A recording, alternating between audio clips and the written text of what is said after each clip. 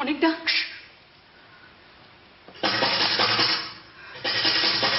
এসে গেছে, বলেছিলাম না ফিরে আসবে।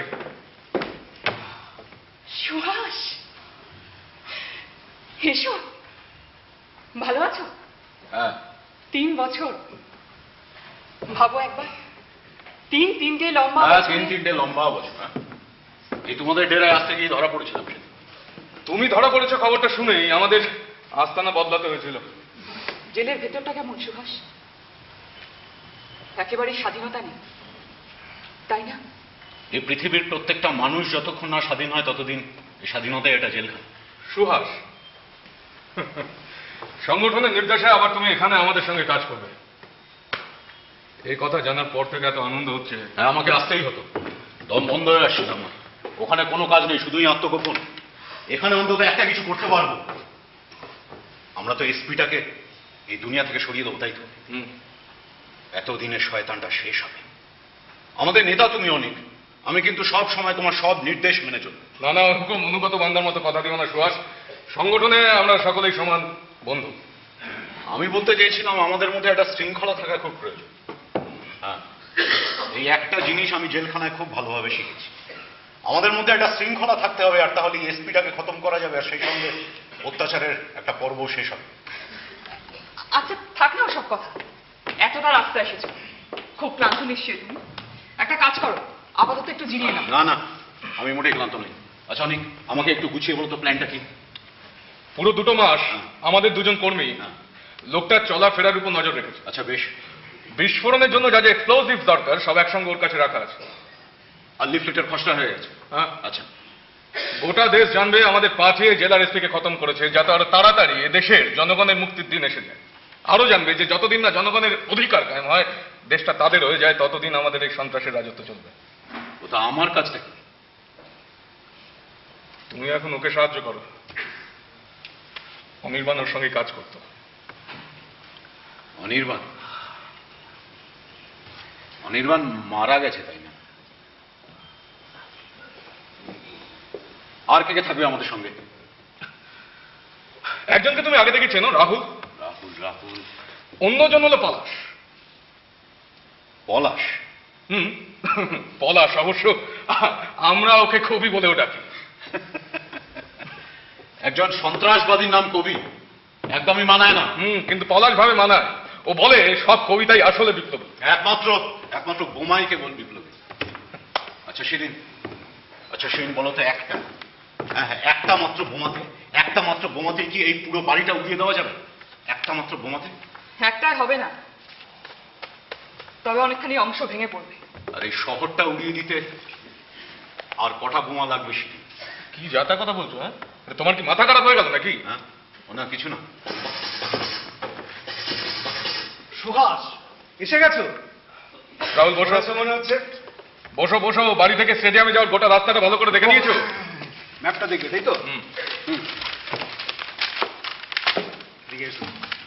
এই দেখো, এই হচ্ছে পরপর গলি, এই হচ্ছে বাঁক, আর এই হচ্ছে মোড়। আমাদের এই জানলার নিচ দিয়ে গাড়িগুলো যাবে। এই যে দুটো কাটা দাগ, এর মানে কি? একটা হলো বাম্প, এখানে গাড়িগুলো একটু আসতে যাবে, আর ওখানে সমস্ত গাড়িগুলো এসে থামবে এবং এসপি ওখানেই গাড়ি থেকে নামবে। আর আমার তো মনে হয় এটা সবচেয়ে ভালো যায়। ঠিকই, কাগজটা আমাকে দাও। হ্যাঁ,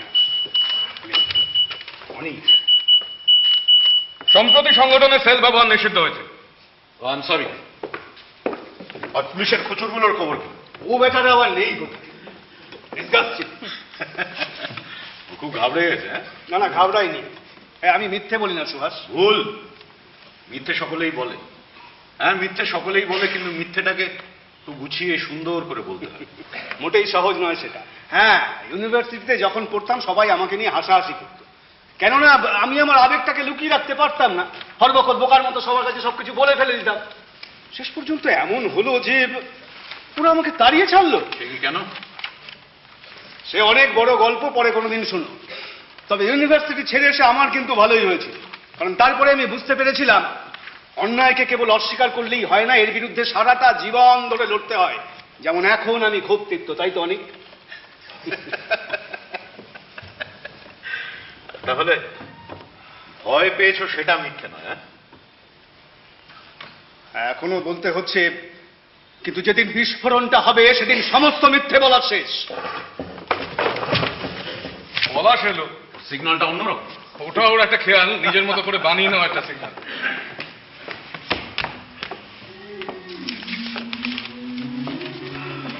পলাশদা, ওই হলো সুহাস। সুহাস, সুহাস, অনেক একটু আগেই তোমার কথা বলছি। পলাশ, সেই কবিতাটা শুন। এই, রাহুল, আচ্ছা গাড়িটা চিনতে পারবে তো? দুবার অনেকক্ষণ ধরে দেখে নিয়েছি। এখন এমন হয়েছে 1 মাইল দূর থেকে দেখেও চিনে নেবো, প্রত্যেকটা খুঁটি নাটি মনে রেখেছি। যেমন ধরো বাঁ দিকের আলোর ঢাকনিটা চিনতে উঠে আচ্ছা পলাশ, এই পুলিশের ইনফরমারগুলোর খবর কি? ওরা তো গোটা জায়গাটাতেই ঠিক ঠিক করছে। তবে ওদের অনেকেই আমার অনেক দিনের পুরনো খদ্দের, মাঝে মধ্যে টুকটাক জিনিসও বিক্রি করি। এই বইটা কিনলো। আচ্ছা, খবরগুলো ঠিক তো সব? স্টেডিয়ামের সুবর্ণ জয়ন্তী উৎসবে এসপি লোকটা যাবে, ঠিক কবে, কোন দিন, কোন সময় সেটা জানাবে। পল্লব একটা চিরকুটে লিখে দরজায় রেখে দিই। তা কে পল্লব? আমাদের লোক, কিন্তু চাকরি করে পুলিশে। ফেরিওয়ালার ছদ্মবেশটা খুলে ফেলেছো দেখছি। এখন একেবারে নিখুঁত ভদ্রলোক। বেশ দেখাচ্ছে কিন্তু তোমার। তোমার ওই ছেঁড়া খোড়া টাপ্পি লাগানো ফতুয়াটার জন্য মন খারাপ লাগছে না? লাগবে না আবার, ওটা আমার খুব গর্বের জানো। ওই ছদ্মবেশটা নেওয়ার আগে ফেরিওয়ালাদের বিক্রি বাট্টা মন দিয়ে দেখেছি 2 সপ্তাহ ধরে।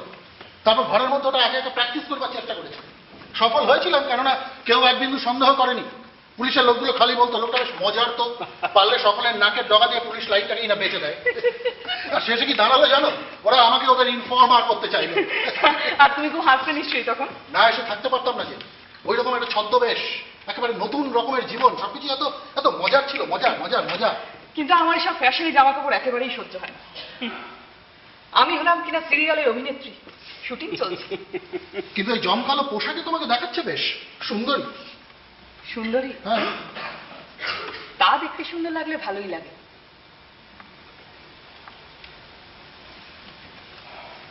কিন্তু না না, এখন আমাদের এসব নিয়ে বেশি ভাবা ঠিক নেই। ও শিরিন, কেন কেন ঠিক নয়? কেন শুনি? কেন সবসময় এমন মন মরা চাওনি তোমার? তোমার তো আনন্দে গর্বে সবসময় টকবক টকবক টকবক করে ফোটা উচিত। সৌন্দর্য আর সুখের জন্য পৃথিবীতে জায়গা আছে।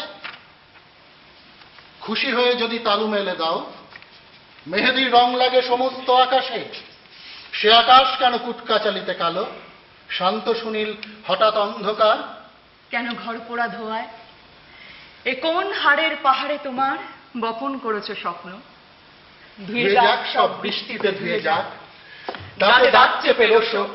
কয়েকটা ঝোড়ো দুঃখের দিন আমাদের ফের দেখা হবে উৎসবে। শিরিন, শিরিন, এই লাইনগুলো এখনো এখনো মনে আছে তোমার? এই তো তুমি হাসছো, এটা কত কত সুন্দর দেখাচ্ছে তোমাকে। হ্যাঁ, বিক্ষোভে বিপ্লবে তোমাকে চাই। Rahul, enough is enough. কি ফালতু সমালোচনা করছি আমরা? অনেক নিচে গিয়ে নিজেদের মতো করে একটু খোঁজ খবর নিলে ভালো হতো না? বেশ, রাহুল আর শিরিন যাক। রাহুল যাও। আচ্ছা, ঘুরে এসে শিরিন ওইসব ভাবি যাবি, ওই বারুদ পিউজ সুতো সব পাশের কিচেনে রাখবি। যাও। বিক্ষোভে বিপ্লবে তোমাকে চাই। আমি বোমাটা ফাটাতে চাই। এ বিষয়ে আগে সিদ্ধান্ত নেওয়া হয়ে গেছে। অনেক প্লিজ আমাকে দায়িত্বটা দাও। না, তা হয় না। তাহলে রিমোটটা কার কাছে থাকবে দায়িত্বকে? আমি সঙ্গে থাকবে রাহুল। কি বলছো তুমি? হ্যাঁ, কেন আমাকে বিশ্বাস হচ্ছে না তোমার? কিন্তু কোনো অভিজ্ঞতা ছাড়াই? অভিজ্ঞতা জানো না সুভাষ, একবারই মাত্র এ সুযোগ কেউ দ্বিতীয়বার পায় না। আঙুলগুলোকে কিন্তু খুব সাহসী হতে হয়। দেখো না কি মনে হচ্ছে তোমার? হাত কাঁপবে আমার? না, কাঁপবে না। তুমি কি ভাবছো ওই এসপি লোকটার মুখোমুখি দাঁড়ালে কেঁপে যাবো আমি? না, নিশ্চয়ই সেরকম কিছু ভাবছো না।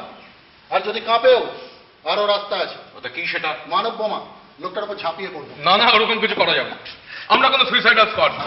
ঠিক আছে অনেক, কিন্তু শহীদ হওয়ার এরকম দারুণ একটা সুযোগ ছিল, সেটা ছেড়ে দিতে হবে। এই যা সুহাস, পলাশ আর রাহুল যখন গাড়িগুলোর জন্য অপেক্ষা করবে, তখন তোমার দায়িত্ব রাস্তায় পায়চারি করা।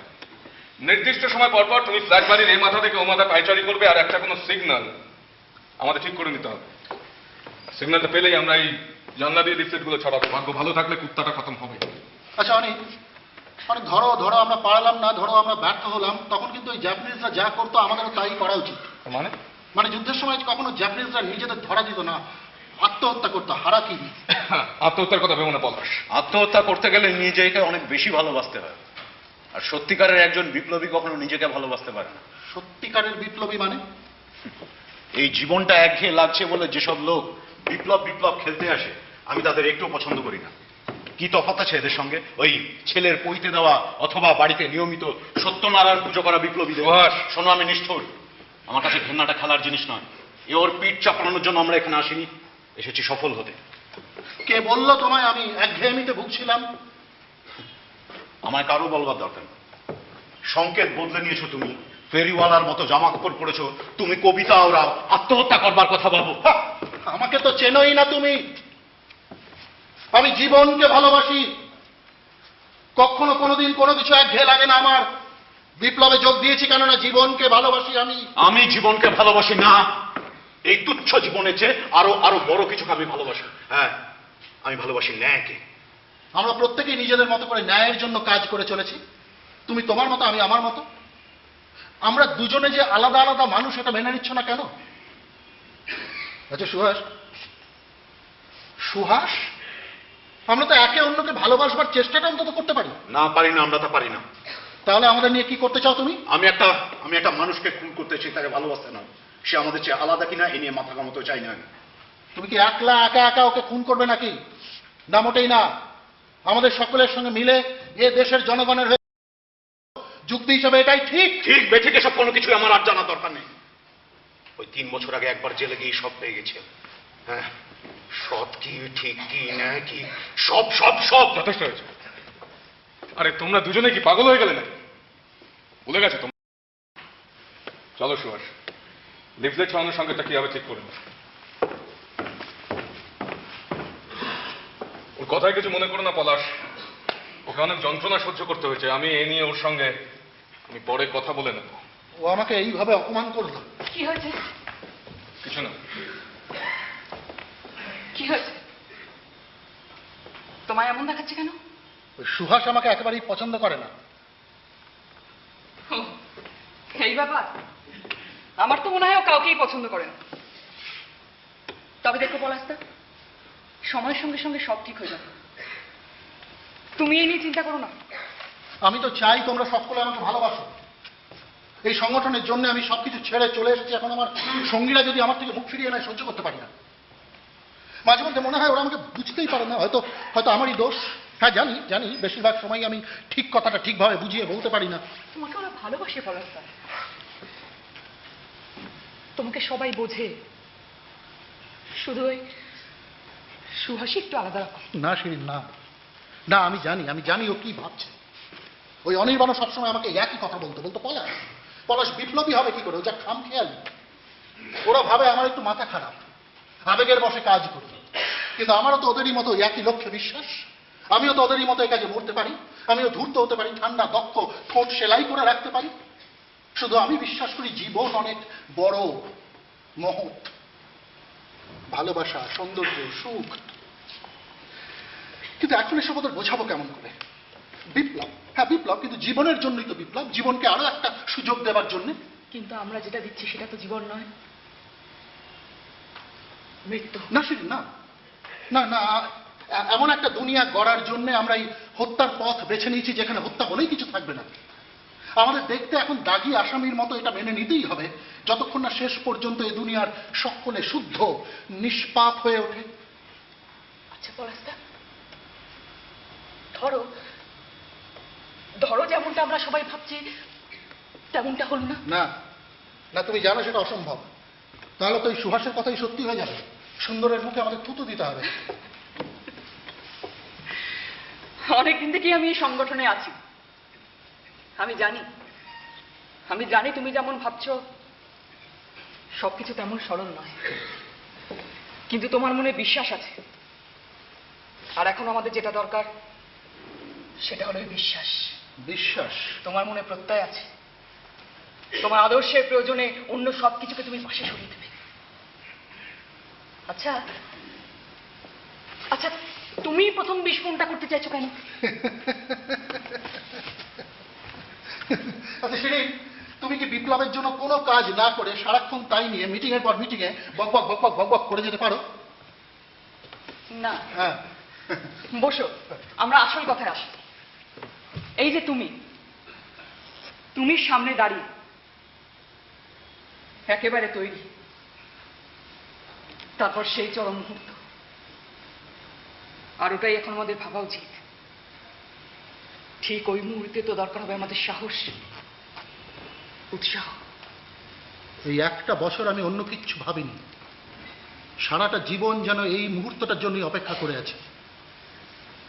আমি জানি ওখানে ওই এসপির ঠিক পাশেই আমি মরে যাব, পুলিশের গুলিতে ঝাঁঝরা হয়ে যাবে আমার বুক, পিঠ, কিংবা বিস্ফোরণের উত্তাপে আমি পুড়ে খাক হয়ে যাব।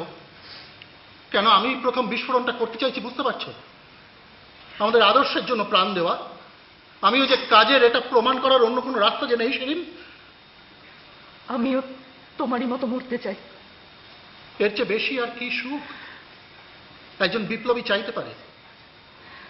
তবুও কখনো কখনো রাত্রিরে পাতলা মাদুরে শুয়ে কখনো কখনো একটা কথা মনে হয় ওরা আমাদের জোর করে খুনি বানিয়ে ছেড়েছে।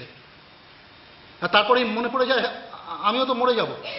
অমনি মনটা ভালো হয়ে যায়, আপন মনেই হাসি বাচ্চাদের মতো, আর তারপর ঘুমিয়ে পড়ি। সেটাই হওয়া উচিত পলাশদা। প্রথমে মারা, তারপর মরে যাওয়া। কিন্তু আমার মনে হয় এর চেয়েও বেশি সুখের কিছু আছে, মৃত্যুদণ্ড। জানো শিরিন, জানো আমিও প্রায় ঠিক সেই রকমই ভাবছিলাম। সত্যিই তো, ওখানেই মরে গেলে কিছু একটা যেন বাকি থেকে যায়, কিন্তু ওই মুহূর্তটা, মৃত্যুদণ্ড, এ দুয়ের মাঝে যে অনন্তকাল, হয়তো মানুষ কেবল এই অনন্তকেই জানে। তোমাকে আরেকটু সাহায্য করতে ইচ্ছা করছে। শুধু কি? না থাক, তোমাকে বলা আমার উচিত না। আমার উপর যদি একটু শ্রদ্ধা থাকে তুমি বলবেই। নিজেকেই বিশ্বাস করি না আমি আর। অনির্বাণ মারা যাওয়ার পর থেকে অদ্ভুত সব ভাবনা আমায় পেয়ে বসেছে। কিন্তু সত্যি কোনটা যে কঠিন তা তোমাকে আমার বলা ঠিক না। না বললাম না যে আমার উপর যদি একটু শ্রদ্ধা থাকে তুমি বলবেই। পলাশদা, আমি জানি তুমি সাহসী, সেজন্যই তো আমার চিন্তা হয়। তুমি সারাক্ষণ হাসো, কাজ করে যাও, নিজেকে উজাড় করে দেবে বলে হাপিত্তেশ করে বসে থাকো। কিন্তু কয়েকটা ঘন্টা বা কয়েকটা দিন পরে তো তোমাকে স্বপ্নের দুনিয়া থেকে বেরিয়ে আসতে হবে, দাঁড়াতে হবে বাস্তবের মুখোমুখি। হয়তো এইসব কথা আগে থেকেই বলে নেওয়া ভালো, যাতে পরে কোনো কারণে অবাক না হয়। ভয়ে পিছিয়ে এলে এই এমনটা যেন আর না হয়। ঠিক সময়ে রিমোটের বাটনটা টিপতে একটু দ্বিধা করব না আমি, কিন্তু সেদিন সেটা তো বড় কথা নয়। পলাশদা, বোমা ছোড়া, মৃত্যুদণ্ড, মরে যাওয়া এসব সহজ কাজ। এসবের মধ্যেই তুমি তোমার মনটা পরিষ্কার করে দেখতে পাবে। কিন্তু যে মুহূর্তে একেবারে মুখোমুখি দাঁড়িয়ে দেখতে পাবে লোকটাকে, তাকে দেখতে পাবো। তোমার টার্গেট ওই এসপি কে। হ্যাঁ, কিন্তু একটা মুহূর্ত মাত্র, একটা ঝলক মাত্র। হ্যাঁ, ঠিক সেই মুহূর্তে,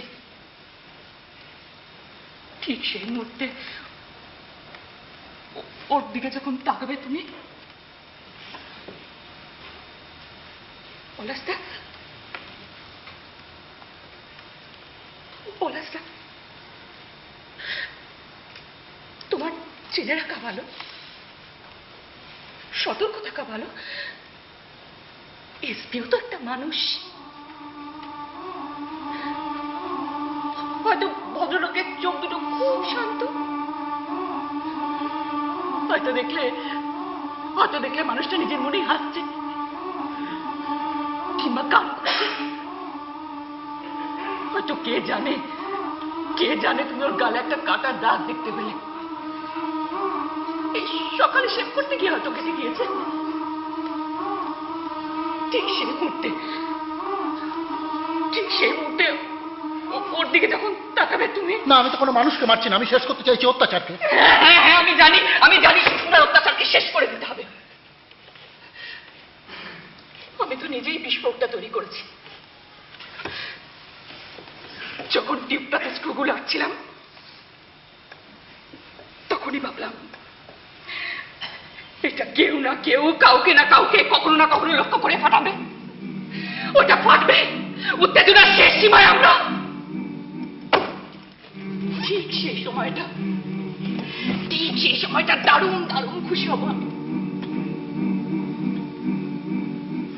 ভাবছিলাম এইসব, কিন্তু দেখো, তখন যে মানুষটাকে মারতে চলেছি তাকে তো দেখতে পাচ্ছি না। অথচ সেই মানুষটা যদি দাঁড়িয়ে থাকতো আমার সামনে, ওইখানে যখন আমি টিউবে স্ক্রু আটছিলাম, যে থাকতো আমার দিকে, তখন হয়তো সবকিছু এত সহজ মনে হতো না। আর ওখানেই আমার চিন্তা, তুমি তো দেখতে পাবে গোটা মানুষটাকে, এই 1 গজ কি 2 গজ দূরে। ওকে দেখবো না আমি। কেন? তুমি কি চোখ বন্ধ করে থাকবে ভাবছো? না, ঘেন্না, আমার ঘেন্না জেগে উঠবে, আমাকে অন্ধ করে দেবে। আগামীকাল এসপি স্টেডিয়ামে যাবে। লোকটাকে আমি মারবো।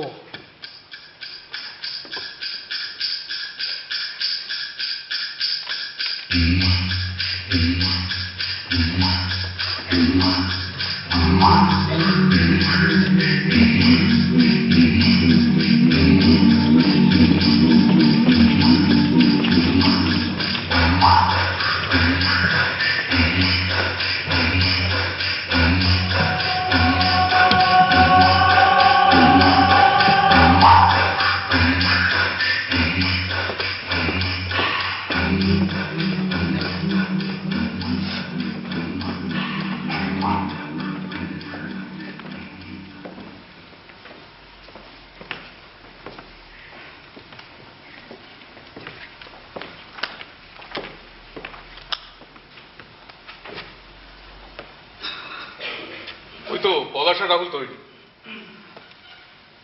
আচ্ছা, সুভাষ কি একটু টেনশনে আছে? একটা সিগারেট ধরাবে। লোকটা আসবে কখন? যে কোনো সময় এসে পড়তে পারে। এসে নেই।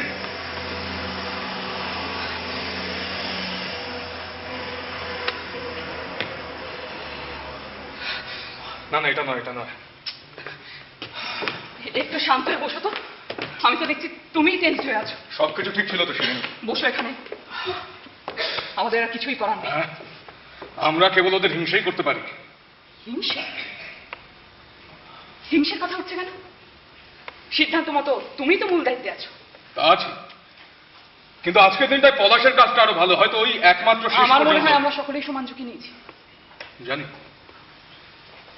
জানি যে শেষ পর্যন্ত সকলের ঝুঁকি সমান হয়ে যাবে, কিন্তু তবুও আজকের দিনটায় পলাশ এবং রাহুল ওরাই সামনের সারিতে। যদি তা হয়, তাতেই বা কি হবে? শেষ পর্যন্ত নিজেদের কাজটা ঠিক ঠিক মতো করে যেতে হবে। আর যদি তা না হয়, সত্যি ভাবনার কথা। এত শান্ত থাকতে পারছো শিরিন? না না অনিকা, শান্ত নই আমি মোটো। 2 বছর দলের সাথে আছি, কিন্তু এই 2 বছর সব সময় ভয় ভয় থেকেছি। সবসময় আমাকে একটা ভয় জন্তুর মতো তাড়িয়ে ফেলে। শুধুমাত্র যখন ঘুমোতে যাব, তখন একটু রেহাই। যেই ঘুম ভাঙবে, অমনি দেখবে তোমার মাথার কাছে ভয় চুপটি করে বসে আছে। কি আর করা, ওর সাথে থাকাটাই অভ্যেস হয়ে গেল। সব সময় শান্ত, এমনকি সবচেয়ে বেশি যখন ভয় পাবো তখনও। যদি এতে গর্ব করার মতো কিছু নেই। আমার তো মনে হয় তোমার গর্ব করাই উচিত। আমাকে দেখো, হ্যাঁ, সর্বঘটে কাঠালি কথা। এখনো অব্দি একটা কাজও ঠিক মতো শিখে উঠতে পারলাম না। মাঝে মাঝে আমার সেই পুরোনো দিনের আমিকে মনে পড়ে, অনুতাপ হয়। উল্লোড়ে জীবন, সুন্দরী মেয়েদের সঙ্গে গোষ্ঠী নষ্টি। কি আশ্চর্য অনেকটা, তোমার মনটা এখনো বেঁচে আছে। এমনকি সেই আমাদের দিনগুলোর জন্য তোমার মন বিষণ্ণ হয়। জানো অনেকটা, সব আবেগ যখন কঠিন হয়ে যায়, তখন সেই ভয়াবহ শীতল মনের চেয়ে অনেক অনেক ভালো। কি বলছো বলো তো শিরিন? তুমি বলছো এই কথা?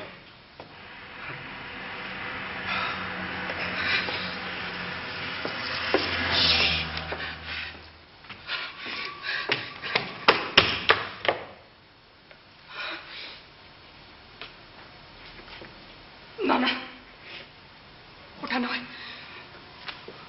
আমার বুকটা ধরফর করছে। দেখছো তো, এখন আমাকেও কত কিছু শিখতে হবে।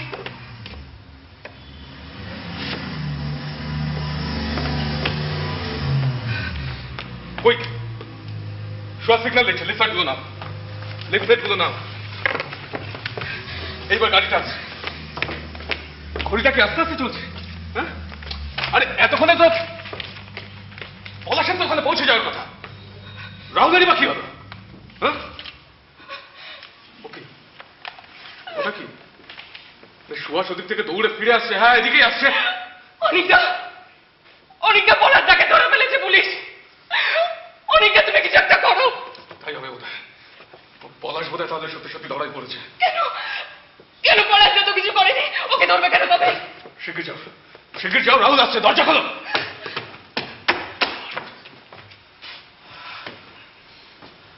কি হয়েছে রাহুল? হ্যাঁ, কি হয়েছে? জানি না, বিস্ফোরণটা হবে বলে অপেক্ষা করেছিলাম। আমি দেখলাম যে দূর থেকে গাড়িটা ওইদিকে বাঁক নিল, কিন্তু কিছু হলো না। আমি ভাবলাম তুমি শেষ মুহূর্তে প্ল্যান পাল্টেছো। আমি আমি আমি আমি দৌড়ে পালিয়ে এলাম। পলাশের কি হলো?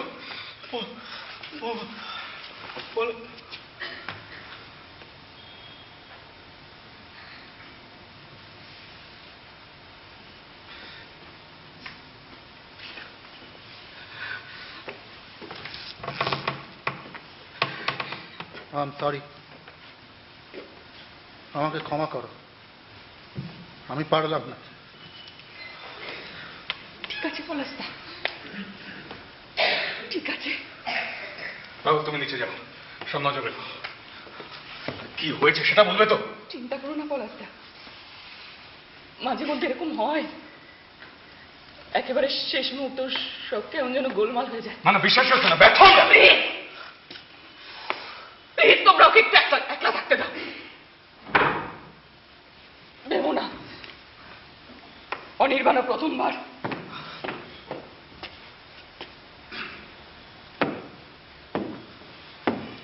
কি হয়েছে সুভাষ? এসপির গাড়িতে দুটো বাচ্চা ছেলে মেয়ে ছিল। বাচ্চা ছেলে মেয়ে? হ্যাঁ, ওরই ছেলে। আর কিন্তু পল্লব যে বলেছিল লোকটা একা থাকবে। ওই গাড়িতে ওর স্ত্রীও ছিলেন। আমার তো মনে হচ্ছে আমাদের কবির গুনতিতে লোকজনের সংখ্যাটা একটু বেশি ছিল। এরকমটা হবে ভাবিনি আমি।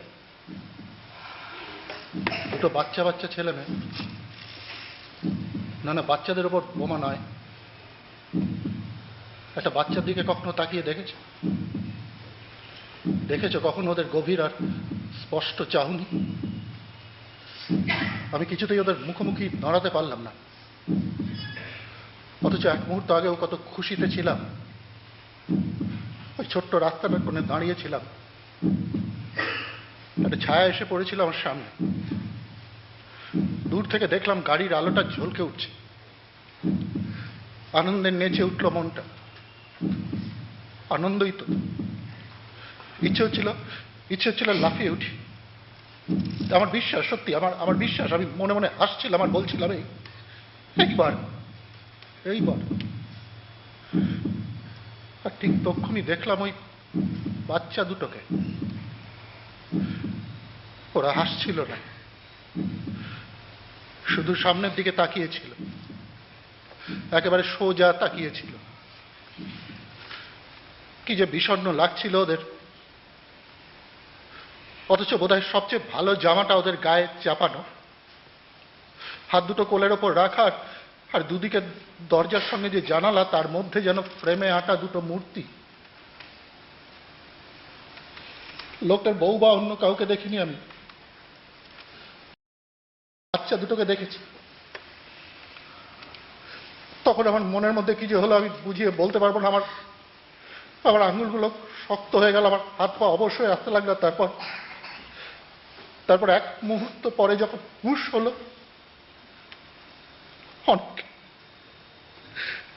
তখন অনেক দেরি হয়ে গেছে।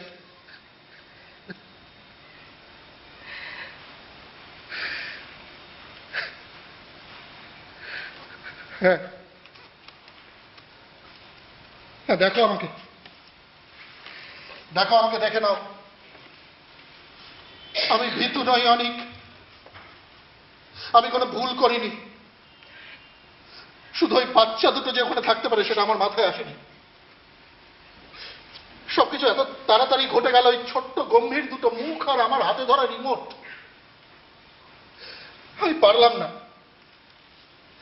আমি কিছুতেই পারলাম না। এখন তোমরা তোমাদের মন ঠিক করো। তোমরা যদি সিদ্ধান্ত নাও ওই বাচ্চা দুটোকেও মরতে হবে, আমি ফিরে যাব স্টেডিয়ামে, অপেক্ষা করব কখন ওরা বেরোবে। আর তারপর কথা দিতে পারি এবার আর ভয় পিছিয়ে আসবো না আমি। এখন তোমরা তোমাদের মন ঠিক করো, যা সিদ্ধান্ত নেবে আমি তাই করব। এই সংগঠন তোমাকে নির্দেশ দিয়েছিল ওই এসপি কে খতম করার জন্য। হ্যাঁ, কিন্তু বাচ্চা দুটোকে খুন করবার নির্দেশ তো আমাকে দেওয়া হয়নি। হ্যাঁ ঠিকই, বাচ্চা দুটো যে থাকতে পারে এটা আগে আমাদের মাথাতেও আসেনি। এই সিদ্ধান্ত কার্যকর করাই উচিত ছিল ওর। না, মূল দায়িত্বের নেতৃত্বে ছিলাম আমি। সবকিছু খতিয়ে দেখে সবকিছু আগে থেকে ভেবে রাখা উচিত ছিল আমার, যাতে সিদ্ধান্ত কার্যকর করতে কারো কোনো অসুবিধা না হয়। এখন আমাদের সিদ্ধান্ত নিতে হবে যে সুযোগটা হাতছাড়া করবো না, স্টেডিয়ামের বাইরে ওদের জন্য অপেক্ষা করতে বলবো পলাশকে। শিরিন, নিজে যা করতে পারবো না অন্যকে সেটা করতে বলবো কি করে?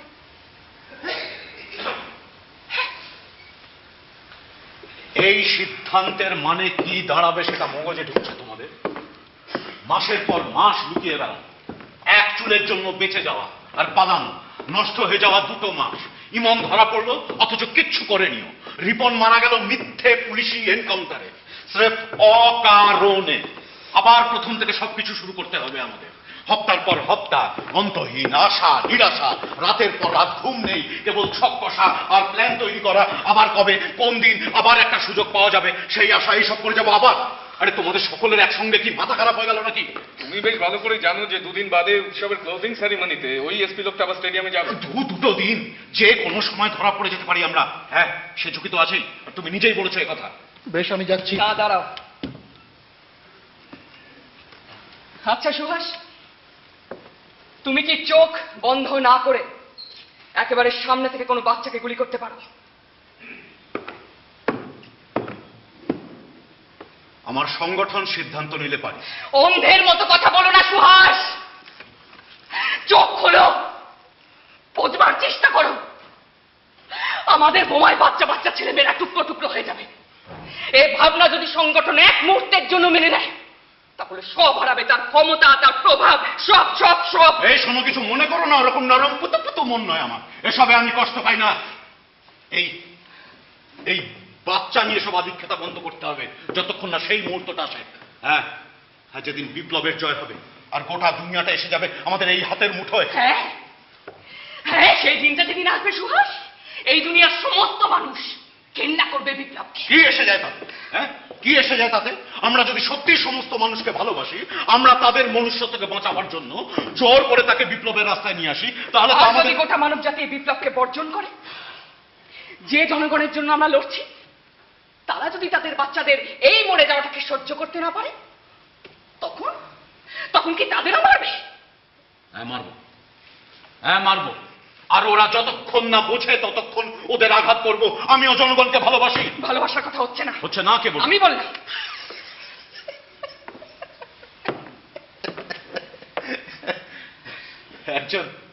একজন মহিলা, তুমি ভালোবাসা সম্পর্কে তোমার ধারণা একেবারে একেবারে নিম্নমানের।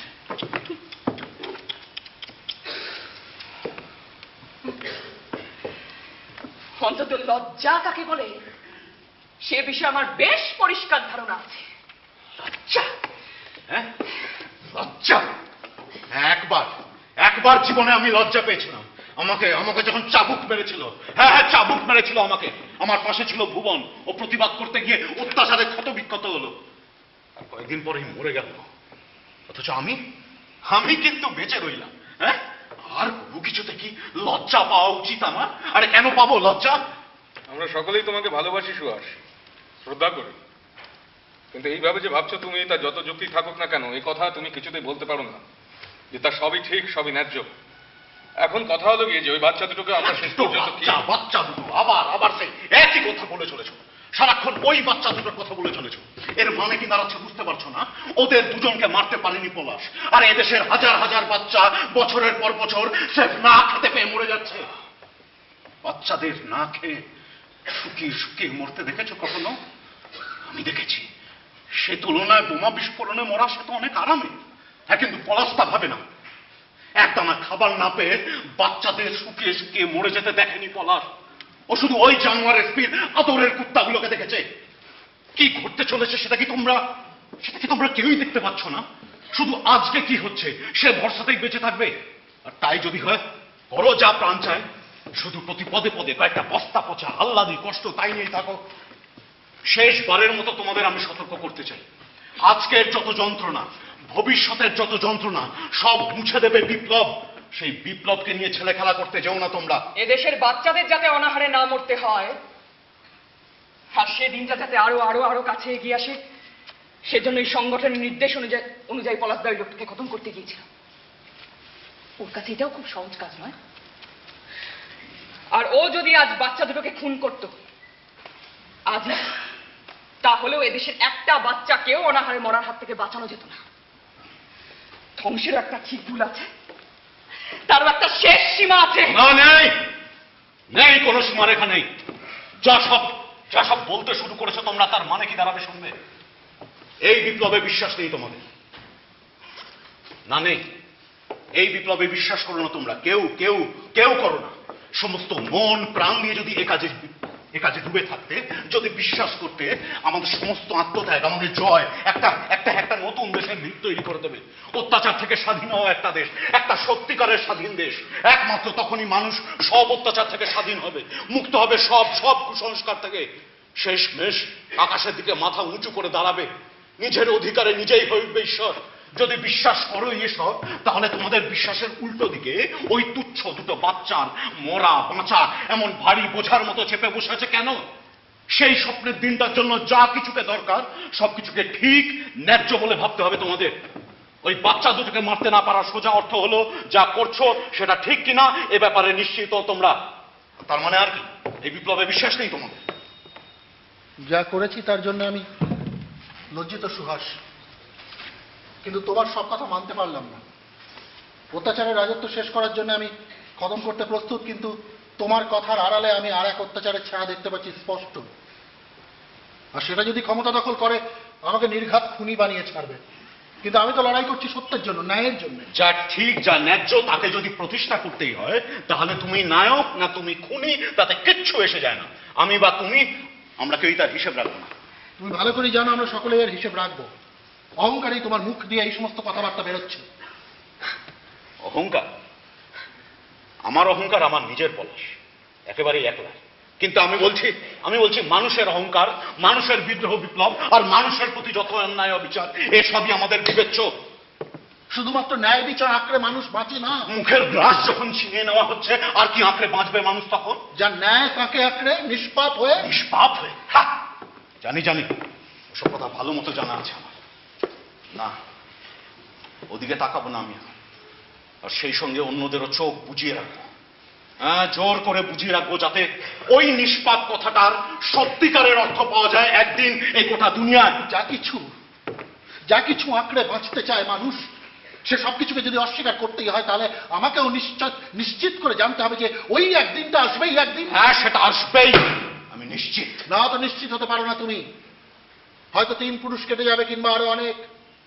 তুমি না আমি কে ঠিক বলছি সেটা জানার জন্য যুগের পর যুগ মানুষকে সবকিছু উজাড় করে দিতে হবে। অনেক যুদ্ধ, রক্ত ঝরানো, অনেক অনেক অনেক বিপ্লব, আর তার মধ্যে অনেকবার এই পৃথিবী রক্তে ভেসে যাবে, কিন্তু তার অনেক আগেই তোমার আমার শরীর মাটিতে ধুলো হয়ে ভেসে যাবে। অন্যরা তখন আসবে, আর তখন ওদেরও জয়গান গাইবো আমি। অন্যেরা? হ্যাঁ, আসবে অন্যেরা, কিন্তু আজ যারা বেঁচে আছে তাদের ভালোবাসি আমি। যে দুনিয়ায় আমি বেঁচে আছি, নিঃশ্বাস নিচ্ছি, তারাও সেখানেই বেঁচে আছে আমারই মতো। আর তাদের জন্যই লড়ছি আমি, তাদের জন্যই মরতে পর্যন্ত রাজি। কোন একটা দূর শহরের কিছু অচেনা মানুষের জন্য আমি আমার ভাইয়েদের মুখে আঘাত করতে পারবো না। একটা মৃত ন্যায়ের জন্য আমার চারদিকের এই জ্যান্ত অন্যায়ের পাল্লা ভারী করতে পারবো না আমি, কিছুতেই না। শোনো সুহাস, শোনো, সবচেয়ে সরল সাধাসিধে চাষিও যে কথাটা জানে সেটাই তোমাকে বলতে চাই। বাচ্চাদের খুন করা একটা অপরাধ, মানুষের সম্মানের বিরুদ্ধে অপরাধ। আর বিপ্লব যদি মানুষের সম্মানের এই বিধি ভেঙে ফেলে, আমি বিপ্লবকে ভেঙে খান খান করে দেবো। তোমরা যদি সিদ্ধান্ত নাও ওই বাচ্চা দুটোকে মরতে হবে, আমি যাবো, অপেক্ষা করবো স্টেডিয়ামের বাইরে কখন ওরা বেরোবে, তারপর বিস্ফোরক নিয়ে ঝাঁপিয়ে পড়বো ওই গাড়িটার উপর। আরে, যাদের গাড়ি আছে ওই সম্মানের বিলাসিতা তাদেরই মানায় না না, গরিবের হাতে ওই একটা সম্পত্তি আছে, সম্মান। তুমিও জানো সেটা। আর তুমি এটাও জানো যে বিপ্লবেরও একটা সম্মান আছে, আর সেই সম্মানের জোরেই আমরা লড়ছি, সেই সম্মানের জোরেই আমরা মরতে পর্যন্ত রাজি। আর এই যে তুমি, এমনকি তুমি এই যে মাথা উঁচু করে দাঁড়িয়ে আছো, সেটা ওই সম্মানের জোরেই। আজ এসব কথা বলছো তুমি সুহাস, আসলে তোমার মনের মধ্যে বসে আছে যে ওরা তোমাকে চাবুক মেরেছিল। এভাবে কথা বলবে না তুমি। বলবো, আমাকে বলতেই হবে। আমি বিপ্লবে বিশ্বাস করি না, এই কথাটা তোমার মুখ দিয়ে বার করিয়ে তবে ছাড়বো। আর তুমি সেটা বললে তার মানে কি দাঁড়ায় জানো? আমি এমনি পুলিশের ওই লোকটাকে খুন করতে গিয়েছিলাম। আমি একজন সাধারণ ভাড়াটে খুনি। বলাবো তোমাকে দিয়ে কথা, তারপর নিজেকে সামলাতে হবে, তোমাকে না মেরে বসি। বলা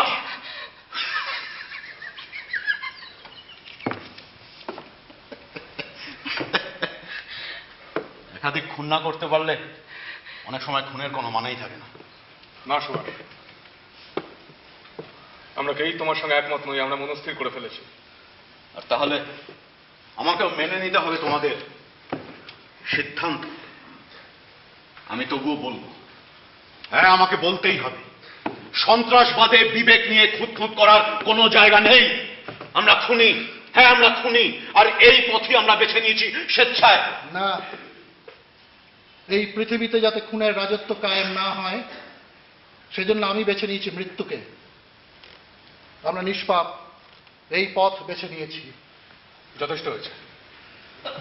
দুটো বাচ্চা ছেলে মেয়েকে খুন করলে আমাদের উদ্দেশ্য সফল হবে না। আবার গোড়া থেকে শুরু করতে হবে। আমাদের 2 দিনের মধ্যে সবকিছু গুছিয়ে নেওয়ার চেষ্টা করতে হবে। আর ধরো সেবারও যদি ওই বাচ্চা দুটো থাকে, আমরা আরো একটা সুযোগের অপেক্ষা করব। আর লোকটার সঙ্গে যদি ওর বউ থাকে, ওকে মারা নিয়ে আমার কোনো দ্বিধা নেই।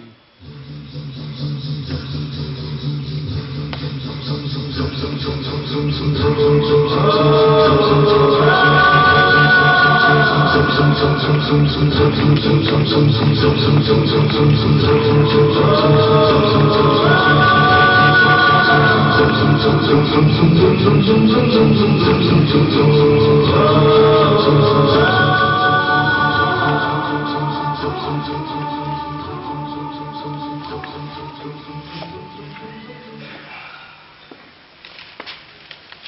হলো, রাহুল কোথায় গেল? হাতে এখনো খানিকটা সময় আছে, বরং একটু ঘুমিয়ে নিক। আমি বরং নিচে যাই, দেখি কোনো খবর টবর। না না না, অকারণে কোনো ঝুঁকি নেওয়া দরকার নেই। কি ব্যাপার পলাশ, তুমি এত চুপচাপ কেন? না কিছু বলবার নেই তাই। আমাকে নিয়ে অযথা দুশ্চিন্তা করো না। অনেক ঘুমেছো একটু? কাল সারা রাত ভালো করে ঘুমোতে পারোনি, একটু ঘুমিয়ে নেওয়া উচিত ছিল তোমার। ঘুমিয়েছি সামান্য। অনেক তোমার সঙ্গে আমার একটু কথা আছে। আমার সঙ্গে কথা? একলা একলা?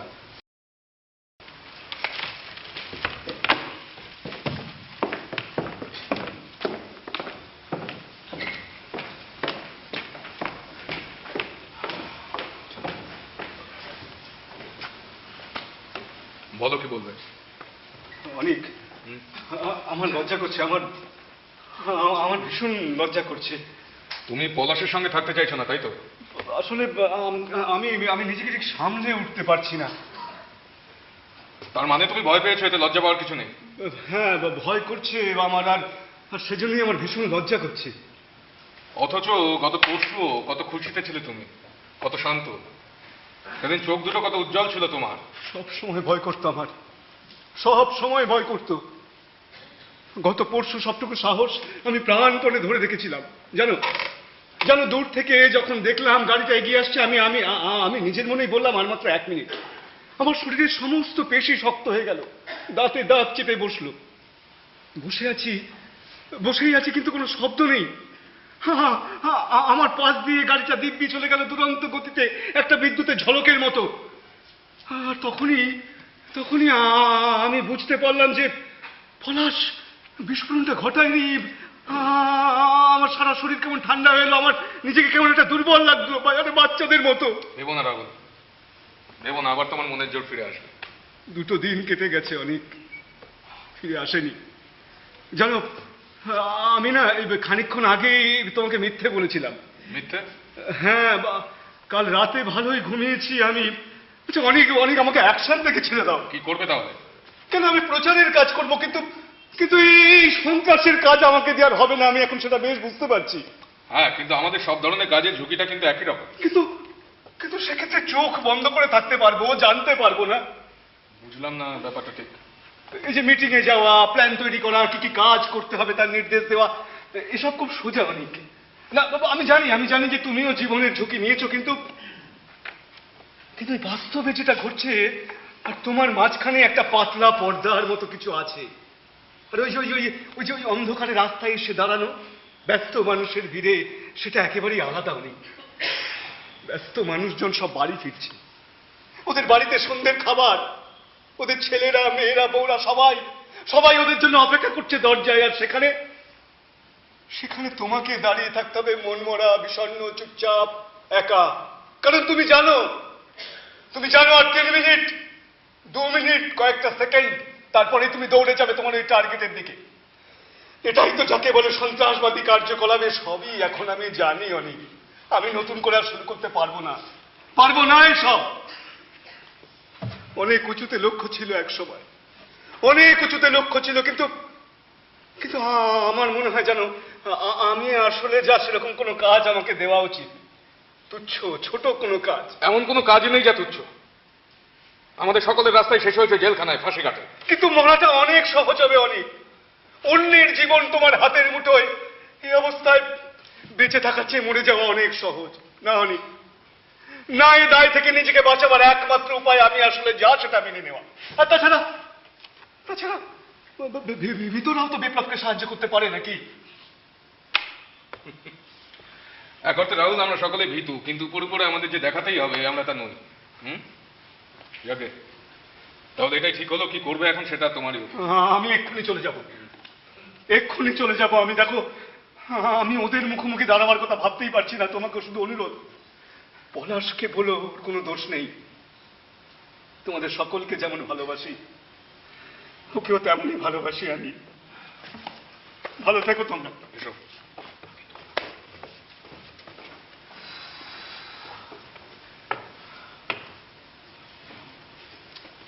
তোমরা ভেতরে আসতে পারো।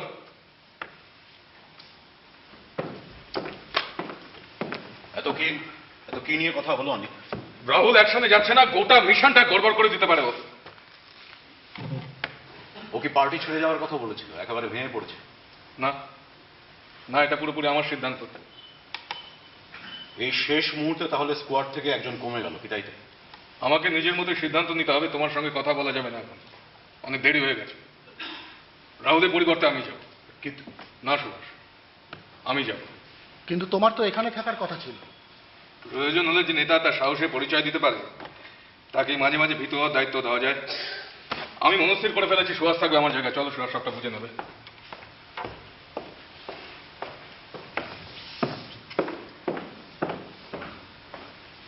রাহুল একদিন আমাকে বলেছিল আমাদের সঙ্গে থাকা ছাড়া ওর জীবনে আর কোনো সুখ নেই। বলেছিল আজকের দুনিয়ায় সংগঠনই সব। আমরাই তো সংগঠন, সত্যের নতুন আত্মা আমরা। তবে ও চলে গেল কেন? ও ঠিক ফিরে আসবে। না, আমি জানি আমারও মনের অবস্থা ঠিক ওরই মতো। ওর জায়গায় আমি থাকলে একই রকম অস্থির হয়ে উঠতাম। তুমি অস্থির নও? এখন তো আনন্দে আছি তোমার সঙ্গে। তবে এমন মনমরা হয়ে আছে কেন? এই তো গত পরশুও তো তোমার মুখ কত ঝলমল করছিল, কত উদ্দীপ্ত লাগছিল তোমাকে। আর আজ আমি এমন কিছু কথা জানি সেদিন যা জানতাম না। তুমি ঠিকই বলেছিলে শিরিন, সবকিছু মোটেই অত সরল নয়। আমি মনে করতাম মানুষ মারা খুব সোজা কাজ। ভাবতাম সাহস আর আদর্শ থাকলেই হলো। এখনো যে অন্যরকম কিছু ভাবি তা নয়, কিন্তু এটা বুঝি যে ঘৃণায় সুখ নেই। এত নীচতা দেখতে পাই এখন নিজের মধ্যে, অন্যদের মধ্যে। খুন, ভীরুতা, অবিচার। পুলিশের ওই লোকটাকে খুন করতে হবে, আমায় করতেই হবে। কিন্তু এটাও জানি যে একদিন না একদিন ঘৃণার ওপরে উঠতে হবে আমাদের। ঘৃণার ওপরে? ওর উপরে আর কিছু নেই। আছে গো, আছে ভালোবাসা। ভালোবাসা? না না, এখন ভালোবাসাবাসির দরকার নেই। ও শিরিন, কি করে বলছো এই কথা? চারিদিকে এত রক্ত, এত নিষ্ঠুরতা। ন্যায়ের জন্য লড়বে বলে যারা মনস্থির করেছে তাদের ভালোবাসার কোনো অধিকারই নেই। এইরকম মাথা উঁচু করে দাঁড়িয়ে থাকতে হবে তাদের, স্থির দৃষ্টিতে লক্ষ্যের দিকে তাকিয়ে। এইখানে ভালোবাসাকে রাখবে কোথায়?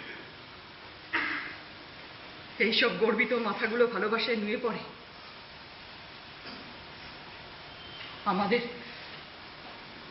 আমাদের মাথা উঁচু রাখতেই হবে। হ্যাঁ, কিন্তু আমাদের সহকর্মীদের তো আমরা ভালোবাসি। হ্যাঁ হ্যাঁ, অবশ্যই ভালোবাসি, কিন্তু সে এক ঝোড়ো হাওয়ায় ভেসে বেড়ানো অসুখী ভালোবাসা। ওদের থেকে এখন বিচ্ছিন্ন আমরা, একটা ছোট্ট ঘরের মধ্যে আটকে রয়েছি। আচ্ছা, জনগণ কি আমাদের ভালোবাসে? ওরা কি জানে ওদের ভালোবাসি আমরা? না না, মানুষজন কিচ্ছু বলে না, একটা কথাও না। সেটাই তো ভালোবাসা, সবকিছু উজাড় করে দেওয়ার বদলে কিছু না চাওয়া। হয়তো এটাই আমাকে ভেতরে ভেতরে পুড়িয়ে দিচ্ছে। একটা আদর্শ ভালোবাসা, খাঁটি একলার ভালোবাসা। কতবার অবাক হয়ে ভেবেছি জানো, ভালোবাসা শুধু এই একলা, নিঃসঙ্গ। তাহলে এই ভালোবাসা আরেকজন সাড়া দেয় কেন?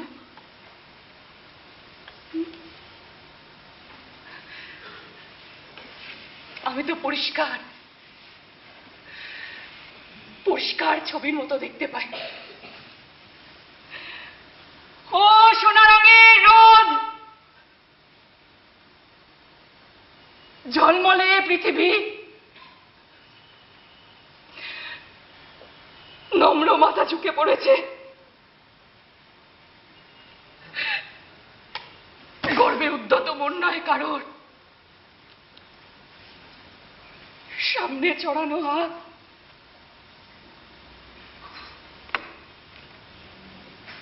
রাস্তা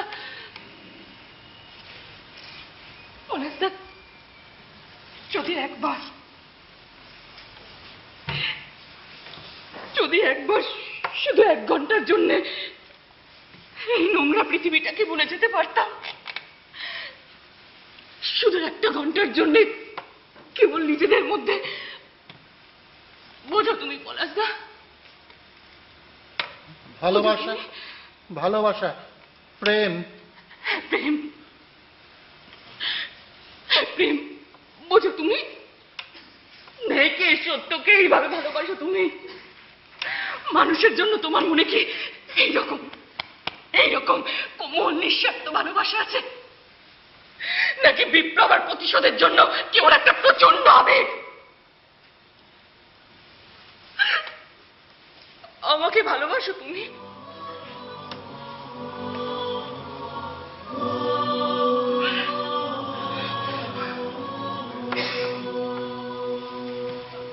আমাকে ভালোবাসো তুমি?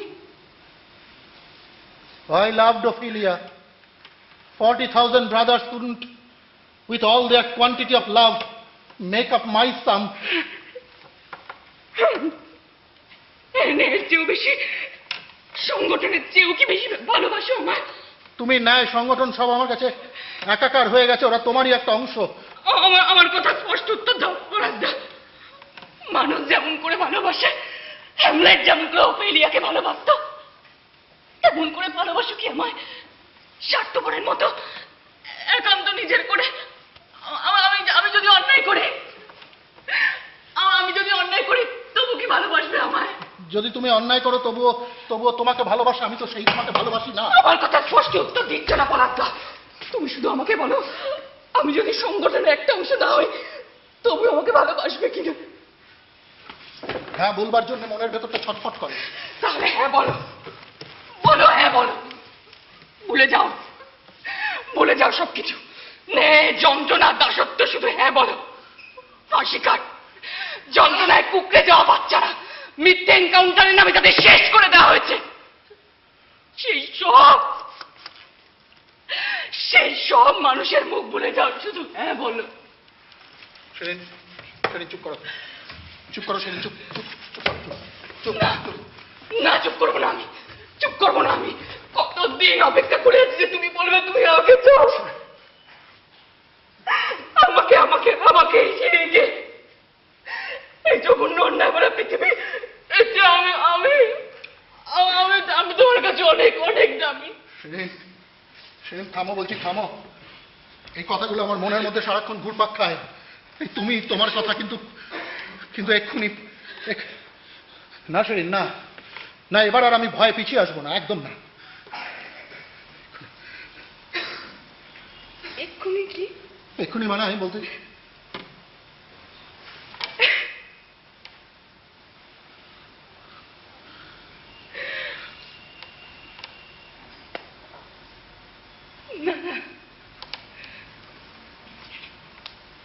রাগ করো না, পাগলের মতো কি সব বলছিলাম। এইসব কথা তোমাকে আমার বলা উচিত হয়নি। তুমি যেমন ন্যায়কে, সংগঠনকে ভালোবাসো, এই জেলখানায় পচে মরছে যারা, তাদের ভালোবাসো,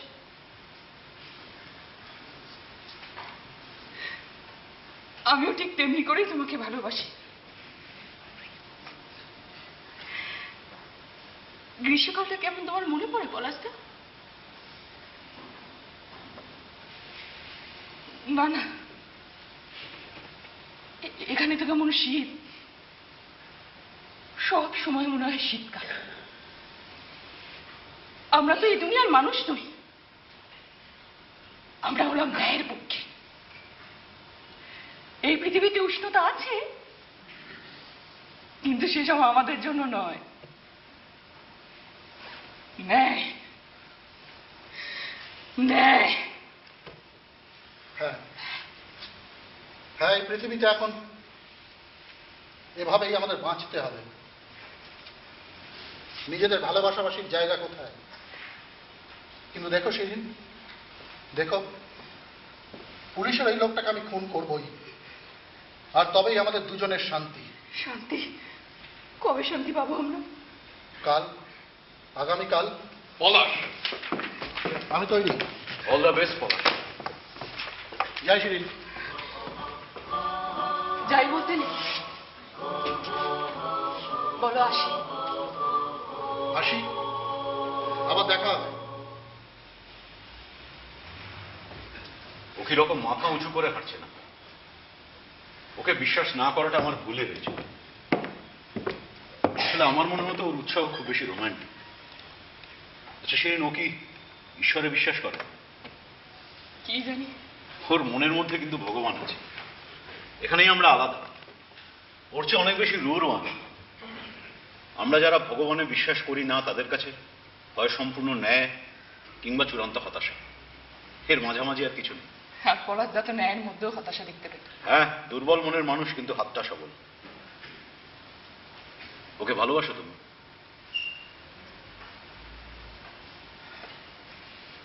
ভালোবাসা, তার জন্য অবসর দরকার হয় সুহাস। অবসর? হ্যাঁ ঠিক বলেছ। ভেঙে টুকরো টুকরো করে ফেলতে হবে, বদলাতে হবে। আর দেখা যাচ্ছে না এতক্ষণ নিশ্চয়ই ওখানে পৌঁছে গেছে। তারপর আমরা পরস্পরকে খুব ভালোবাসি। হ্যাঁ, যারা বেঁচে থাকবে তারা ভালোবাসবে। একই কথা। ঘৃণা শব্দটা উচ্চারণ করো সুহাস। ঘৃণা? ওরা তো এটা কখন ঠিক মতো বলতেই পারে না। আমাকে অবজ্ঞা করছো নাকি? এ শোনো, তোমার কি মনে হয় ঠিক? একদম ঠিক করছো। আসলে তোমরা সকলেই সমান। ওই গা গুলোনো ভালোবাসার নামে ঘ্যান ঘ্যান ঘ্যান ঘ্যান করে চলেছ। আমি কোনো কিছু ভালোবাসি না, আমি ঘেন্না করি। হ্যাঁ, ঘেন্না করি সবাইকে। আমার পাশে যারা কাজ করে তাদেরও। ওই মহামূল্যবান ভালোবাসার কাঙাল নই আমি। ওসব জানা হয়ে গেছে আমার 3 বছর আগে পুলিশের লকআপে। 3 বছর ধরে শরীরে এই দাগগুলো বয়ে বেড়াচ্ছি আমি। এই দেখো, এই দেখো ওদের ভালোবাসার চিহ্ন সব। এখন এখন কি অবজ্ঞা করবে আমায়? হ্যাঁ, অবজ্ঞা করবে আমায়? হ্যাঁ, অবজ্ঞা না না সুহাস, না। যন্ত্রণাকে অবজ্ঞা করবে কে? তোমাকেও ভালোবাসি আমি। I'm sorry, Shirin, I'm sorry. আসলে আমি বোধহয় একেবারেই ভেঙে চলে গেছি। সারাটা জীবন ধরে কেবল লড়াই লড়াই, সবসময় সন্দেহ, পুলিশের চর, লকআপ, জেলখানা। শেষ পর্যন্ত এই তো পেলাম।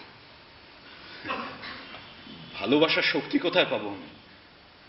আমার কেবল ঘেন্না করবার মতো মনের জোর আছে।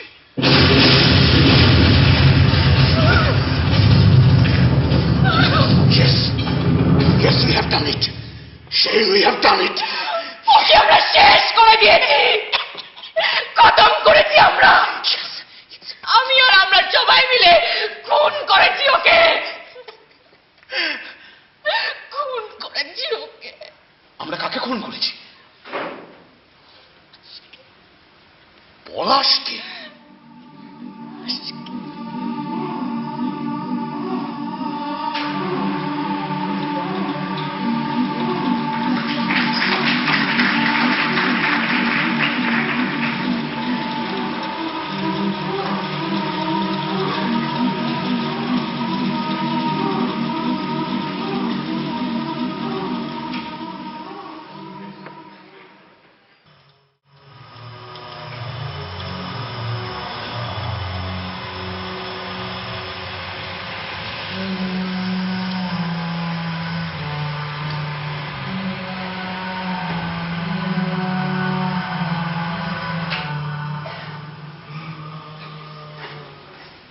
তোমার নাম কি? বুসু। তুমিও কি কয়েদি? কেন, অন্যরকম লাগছে? কি করেছিলে তুমি? খুন করেছিলাম। তখন কি খিদে পেয়েছিল? না, পেটটা পেয়েছিল। ঠিক কি হয়েছিল একটু বলবে? একটা কুড়ুল পড়েছিল, সেটা দিয়ে ঠিকঠাক ঘা দেওয়া যায় কিনা দেখতে চেয়েছিলাম, তো মারলাম 3টেকে। ব্যাস, বুঝে গেলাম। কি সব পিড়িত ডুবে গেল তোমার? না, আমিও তো খুন করেছি। কটা কি? বলবো তার আগে বলো তো, যা করেছো তার জন্য অপরাধ হয়, অনুতাপ হয় তোমার? তার মানে? হ্যাঁ, আপনার মতো ভদ্রলোকেরা এমনি করেই কথা বলেন। তা কজনকে মেরেছিলে? একজনকে। একটা? পুলিশের এসপি কে খুন করেছি আমি। এসপি মানে পুলিশের সেই বড় সাহেব? একেবারে ভদ্রলোকের মতো কাজ। তবে তো বাবু বেশ ঝামেলা পাকিয়েছেন, তাই না? হ্যাঁ, কিন্তু ওই কাজটা আমাকে করতেই হতো। কেন? আপনিও তো নিশ্চয়ই একটা বড় বাড়িতে থাকতেন, থাকতেন না? বউও ছিল, নিদেন পক্ষে মেয়ে, বন্ধু, গার্লফ্রেন্ড, জাফুলটুস চেহারায় আপনার। না, আমি একজন বিপ্লবী। সে তো ভালোই, কিন্তু যা বললেন সেটা হওয়ার জন্য এই শালা খুনটা করতে হলো কেন? মাথা থেকে ঝামেলাটা সরিয়ে ফেলে বেশ মস্তিতে দিন কাটাতে পারতেন। এই দুনিয়াটা তো আপনাদেরই, আপনাদের মতো ভদ্রলোকেদের। না না, এই দুনিয়াটা তোমাদের। এই পৃথিবীতে আজ এত অভাব, এত অপরাধ। একদিন যখন এত গরিব মানুষ থাকবে না, তখন অপরাধ অনেক কম হবে। এই দেশটা প্রকৃত স্বাধীনতা পেলে তোমাকে আর জেলে পৌঁছতে হবে না। সে হলে তো ভালোই হয়, তবে কিনা জেলেই পছো আর বাইরেই ঘোরো। আপনার ওই একটা কিছু স্বাধীনতা পেলেই সব পাওয়া হয়ে যাবে, মোটেও সেরকম কিছু নেই। না, ওটা কোনো কথাই না। একদিন আসবেই যখন কেউ আর লজ্জা পাবে না। গরিব, ভদ্রলোক, চাষি কেউ না, আমরা সবাই ন্যায়ের আলোয় খাঁটি, নিষ্পাপ হয়ে উঠব। আপনার মগজটা দেখছি নিম্নুলের জাত, আর সেই জন্যই বোধ হয় আপনার মতো হদ্দবোকাকে ওরা জেলে পড়েছে। অবশ্য অন্য একটা ব্যাপারও আছে। কি? পুলিশের বড় সাহেবকে যারা মারে তাদের নিয়ে ওরা কি করে জানেন? হ্যাঁ, ফাঁসিতে ঝোলায়। জানেন দেখি। আচ্ছা, তুমি এত হাসছো কেন? আপনি কিছুই করেননি, ভদ্রলোক, তবু এত ভালো আপনাকে বোকা বানাতে ইচ্ছে হয় না। আমার কথা হলো, সময় কাটানোর জন্য গুচ্ছের ভালো ভালো কথা বলাই যায়, কিন্তু আপনাকে যদি শেষ পর্যন্ত এই ফাঁসি কাটে ঝুলতেই হয়, মানে বলতে চাইছি মুদ্রা কথা, ব্যাপারটা মোটেই ভালো নয়। কেন কেন? বলছি, এতক্ষণ যে কথা হলো আপনি আমি ভাই ভাই, এসব কোনো কাজেই আসবে না, কেননা আমি তো এই জেলের ফাঁসুড়ে। ও, আমি ভাবছিলাম তুমিও আমারই মতো কয়েদি। আরে তাই তো, কিন্তু ওরা আমাকে এই কাজটাও দিয়েছে। যতগুলো লোককে ফাঁসি দেব ততগুলো বছর আমার সাজা থেকে কাটা যাবে, কোনো নগদ পেমেন্ট নেই। আর্থিক সংকট চলিতেছে, তাই এই ব্যবস্থা সিস্টেম। আসলে পুরনো ফাঁসুরে বুড়ো হয়ে গেছে, ভালো চোখে দেখে না, আর ওর ছেলেটা বলে দিয়েছে সে কাজে আসবে না, আর বেকার নাতিটা ফাঁসি থাকুক আর না থাকুক মাস মাইনে চেয়ে বসলো অগত্যা। ও, তার মানে তুমি তুমি তুমি এ পর্যন্ত কতজনকে ফাঁসিতে ঝুলিয়েছ? 2 জনকে। ও, তার মানে ওরা তোমাকে নতুন করে অপরাধে জড়াচ্ছে, তোমার অপরাধের দাম একেবারে হাতে হাতে পেয়ে যাচ্ছে। না না, ওগুলো অপরাধ নয়, আমি শুধু হুকুম মতো কাজ করছি। মানে তুমি ঠিক কজনকে ফাঁসিতে ঝুলিয়েছিলে? 2 জনকে। ও, তার মানে তুমি একজন জল্লাদ, তাই তো? আর জল্লাদ। আপনি আপনি কি ভদ্রলোক মশাই? আপনি জল্লাদ না? আপনি এসপি সাহেবকে খুন করেননি? আপনি, হ্যাঁ আপনি আপনি কি মশাই? এখন যেতে পারো। আপনি আমাকে চেনেন না, কিন্তু আমি আপনাকে চিনি। এর মধ্যে বেশ বিখ্যাত হয়ে উঠেছেন, তাই না? অবশ্য না চিনলেও নিশ্চয়ই বুঝতে পারছেন আমি হুমড়া চোমড়া কেউ একজন, নতুবা আমি আসার আগে এত সাফাই হবে কেন? আপনার দেখছি একেবারেই কথা বলার ইচ্ছে নেই। অবশ্য আমি আপনার মনের অবস্থাটা বুঝতে পারছি। 1 সপ্তাহ নির্জন সেলে বন্দি, মনটা ভেঙে যায়, তাই না? আচ্ছা, আজ থেকে তো আমরা এটা বদলে দিতে পারি। এখন থেকে আপনি বাইরের মানুষের সঙ্গে দেখা সাক্ষাৎ করতে পারবেন। মানুষের মুখ দেখতে পাওয়াটা দারুণ ব্যাপার, বিশেষত 1 সপ্তাহ নির্জন সেলে বন্দি থাকার পর। মুখটা কেমন তার উপর নির্ভর করছে। আমার মুখটা আপনার মোটেও পছন্দ হয়নি। কে আপনি? সত্যজিৎ দত্ত, এই জেলের সুপার। বাচ্চাটা কুত্তা। এখন আপনার হুকুম বর্তার। অবশ্য আপনার জায়গায় থাকলে এতটা কনফিডেন্ট হতে পারতাম না, নিজের ক্ষমতার বাইরে কিচ্ছু করতাম না। শিখে যাবে। ন্যায় বিচার চেয়ে শুরু করেছিলেন তো শেষে দেখবেন নিজেই একদিন একটা পুলিশের দল খুলে বসে উদ্বাউ হয়ে নৃত্য করতে করতে বলছেন, পুলিশ কখনো কোনো অন্যায় করে না যতক্ষণ সে আমার। যাকে সত্যি কথা বলতে আমি ভয় পাই না, খোলাখুলি বলছি, আপনাকে আমার বেশ লেগেছে। শাস্তি থেকে রেহাই পাওয়ার একটা সুযোগ আমি আপনাকে দিতে চাই। আপনার এইসব কথাবার্তার অর্থ কি? আপনার জীবন ফিরিয়ে দিতে চাইছি আমি। কে চেয়েছে জীবন আপনার কাছে? তরুণ বন্ধু আমার, নিজের জীবন কেউ ভিক্ষে চায় না, তাকে এমনি দেওয়া হয়। আপনার এইসব কথাবার্তার এখানেই ইতি টানুন, ইতি। দেখুন, আমি আপনার শত্রু নই, যদিও দেখতে আমাকে ওরকমই লাগছে। এমনকি আপনার ভাবনাটা যে ভুল সে কথাও বলছি না, কিন্তু যতক্ষণ না আপনার ওই খুনের রাস্তা থেকে ওই বিশ্রী শব্দটা বলবেন না বলছি। আপনার দেওয়ালে পিঠ ঠেকে গেছে। আমি সত্যিই বলছি, আমি আপনাকে সাহায্য করতেই চাই। আমাকে সাহায্য করবেন? আমাকে সাহায্য করবেন? যা যা যা করেছি তার জন্য যা যা মূল্য দিতে হয় তার সবটুকু দিতে তৈরি আমি। আপনি আর আপনার ওই বন্ধুত্ব কোনোটারই আমার দরকার নেই, যান যান, চলে যান। কিন্তু আপনার বিরুদ্ধে যা অভিযোগ। কোনো অভিযোগ নেই, আমি অপরাধী নই, রাজনৈতিক বন্দী। ভালো কথা, কিন্তু ক্ষতি তো একটা হয়ে গেছে, কি বলেন? হ্যাঁ, আচ্ছা, এর থেকে রাজনীতিটা বাদ দেওয়া যাক। আপনি একজন মানুষ খুন করেছেন, আর সে দৃশ্যটা মোটেও সুন্দর নয়। একজনকে মৃত্যুদণ্ড দেওয়া হয়েছিল, আমি তো কাজটা করেছি মাত্র। হতে পারে, হতে পারে। মৃত্যুদণ্ডের জন্য কেউ আপনাকে দোষ দিচ্ছে না, কিন্তু মৃত্যুদণ্ড মানে কি বলুন? ওটা তো একটা শব্দ মাত্র, যেটা নিয়ে দিনের পর দিন তর্ক করা যায়। কিন্তু আপনি যে অপরাধ, ওটাও আপনার পছন্দ না।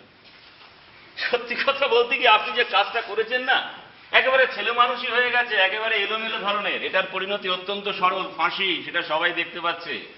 সেটা নিয়ে তর্ক করার কিছু নেই। যাকে মারলেন তার স্ত্রীকে জিজ্ঞাসা করুন, তিনি বলবেন ওখানে শুধু রক্ত পড়েছিল, প্রচুর রক্ত। চুপ চুপ করুন আপনি, চুপ চুপ। ঠিক আছে, ঠিক আছে, কিন্তু আপনি যদি কেবল এই মৃত্যুদণ্ড নিয়ে কথা বলে যান, কেবল বলতেই থাকেন পার্টি পার্টি পার্টি নিহত এসপির বিচার করেছে, পার্টি তার মৃত্যুদণ্ড দিয়েছে, তিনি বোমার আঘাতে মারা যাননি, তাকে আদর্শ দিয়ে মারা হয়েছে, তাহলে আপনার ক্ষমার দরকার নেই। কিন্তু যদি বলি আপনি পলাশ গাঙ্গুলি, আপনি এসপির মাথাটা ছিন্ন বিচ্ছিন্ন করে দিয়েছেন, তখন ব্যাপারটা অন্যরকম হয়ে যায়, তাই না? তখন আপনি অপরাধী, তখন আপনার ক্ষমার দরকার হবে। আর এই জায়গাটাতেই আমি আপনাকে সাহায্য করতে চাই। আপনাকে দেখে না আমার করুণা হচ্ছে, নির্বেকাল করুণা। দেখুন, আপনাদের এই সন্ত্রাসের আদর্শে আমার বা আমাদের কোনো আগ্রহ নেই। আমাদের ভাবনা সব মানুষকে নিয়ে। শুনুন শুনুন,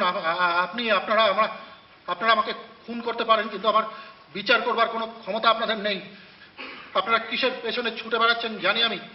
আমার বর্মে কোথায় চির ধরেছে সেটাই খুঁজে বেড়াচ্ছেন তো। চাইছেন আমি নিজের কাছে কান্নায় ভেঙে পড়ি, লজ্জায় মরে যাই। যা করেছি আপনাদের ভাষায় যাকে বলে অপরাধ, তার জন্য অনুতাপ করি না। এসব কিচ্ছু পাবেন না আপনারা।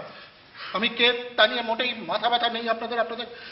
যা কিছু ভাবনা তা হল আমার ঘৃণা, আমার আর আমার সাথীদের ঘৃণা। ঘৃণা? ঘৃণা ওটাও তো একটা আদর্শ, একটা ভাবনা। কিন্তু মানুষ খুন সেটা তো শুধু ভাবনা নয়, তার চেয়েও বেশি কিছু। তার একটা পরিণতি আছে, হয় অনুতাপ কিংবা শাস্তি, সেটাই আসল কথা। সত্যি বলতে কি, এজন্যই আমি জেলারের চাকরিটা নিয়েছি, এটার একেবারে ভেতর থেকে দেখব বলে। যাক, আমি যেটা বলতে চাইছি সেটা হলো, আপনি এসপির ছিন্ন বিচ্ছিন্ন হয়ে যাওয়া মাথার কথাটা বেমালুম ভুলে গেছেন, এরকম ভান করাটা উচিত হচ্ছে না আপনার। সেটা যদি আপনার মনে থাকে তাহলে দেখবেন আদর্শটাই সব নয়। আর এইভাবে ভাবতে আরম্ভ করলে শেষ পর্যন্ত যা করেছেন তার জন্য আপনার লজ্জা হবে। আর একবার লজ্জা হলে সেটাকে শুধরোবার জন্য আপনি বাঁচতে চাইবেন। তাই আপনি যে বাঁচবেন এই ব্যাপারে মনস্থির করাটাই সব থেকে জরুরি। যদি তা করি তাহলে ক্ষমা পাবেন আপনি আর আপনার বন্ধুরা। ওদের ধরেছে পুলিশ? না না না, এখনো ধরতে পারেনি। আপনি বাঁচবার সিদ্ধান্ত নিলেই ওরা ধরা পড়বে। জানি না, আমি আপনার কথা ঠিক মতো বুঝতে পারছি না। আমি সত্যি জানি আপনি বুঝতে পারছেন। দেখুন, অযথা রাগ করবেন না। প্রথমে সব দিকটা ভালো করে ভেবে দেখুন। আপনি আপনার বন্ধুদের ধরিয়ে দিতে পারবেন না, আপনার আদর্শে বাঁধবে। কিন্তু বাস্তব দৃষ্টিতে ভেবে দেখলে এর উল্টোটা হলে আপনি ওদের উপকারী করবেন, ওদের আরো ঝামেলার হাত থেকে বাঁচিয়ে দেবেন ফাঁসি কাঠ থেকে। আর সবচেয়ে বড় কথা, আপনার মনে শান্তি ফিরে আসবে। তাই যেভাবেই ভাবুন না কেন আপনার পক্ষে সব থেকে ভালো আপনি রাজসাক্ষী হয়ে যান। আপনারা তো আগেই এই কথার উত্তর পেয়ে গেছেন। বেশ, আমার যা বলার ছিল আমি তা বললাম। আপনি এখনো আপনার সেই আদর্শকেই আঁকড়ে ধরে আছেন। চললাম তাহলে। বাই দ্য ওয়ে, আপনি এসপি সাহেবের স্ত্রী আর তার বাচ্চা দুটোকে ছেড়ে দিয়েছিলেন কেন? না, ওসব নিয়ে আপনার মাথা ঘামানোর দরকার নেই। আপনার তাই মনে হয় বুঝি? আমি বলছি কেন ছেড়ে দিয়েছিলেন। আদর্শের জন্য একজন এসপিকে খতম করা যায়, কিন্তু বাচ্চাদের খুন করার কথা উঠলেই ব্যাপারটা অন্যরকম হয়ে যায়, তাই না? সেটা আপনিও বোঝেন। কিন্তু আরেকটু এগিয়ে ভাবা যাক। আদর্শের জন্য যদি বাচ্চাদের খুন করা না যায় তাহলে কি এসপিকে খতম করা যায়? উত্তরটা আমাকে দেওয়ার দরকার নেই, এসপি সাহেবের স্ত্রীকে দেবেন। এসপি স্ত্রী? হ্যাঁ, উনি আপনার সাথে দেখা করার জন্য অনেকক্ষণ অপেক্ষা করছেন। ধর্মপ্রাণ মহিলা। বুঝছো, পাঠিয়ে দাও। না, আমি কারোর সঙ্গে দেখা করতে চাই না। দুঃখিত, উনি আপনার সাথে দেখা করার জন্য অনেক পীড়াপিড়ি করেছেন। প্রথমে পুলিশের প্রতিনিধি, তারপর ধর্মের হয়ে মিসেস এসপি। আপনাকে নষ্ট করে তবে ছাড়বে। একটার সাথে অন্যটা কেমন জড়িয়ে আছে, তাই না? জেলখানা নেই অথচ ঈশ্বর আছে। ভাবুন তো একবার, কি সাংঘাতিক একলা হয়ে যাও।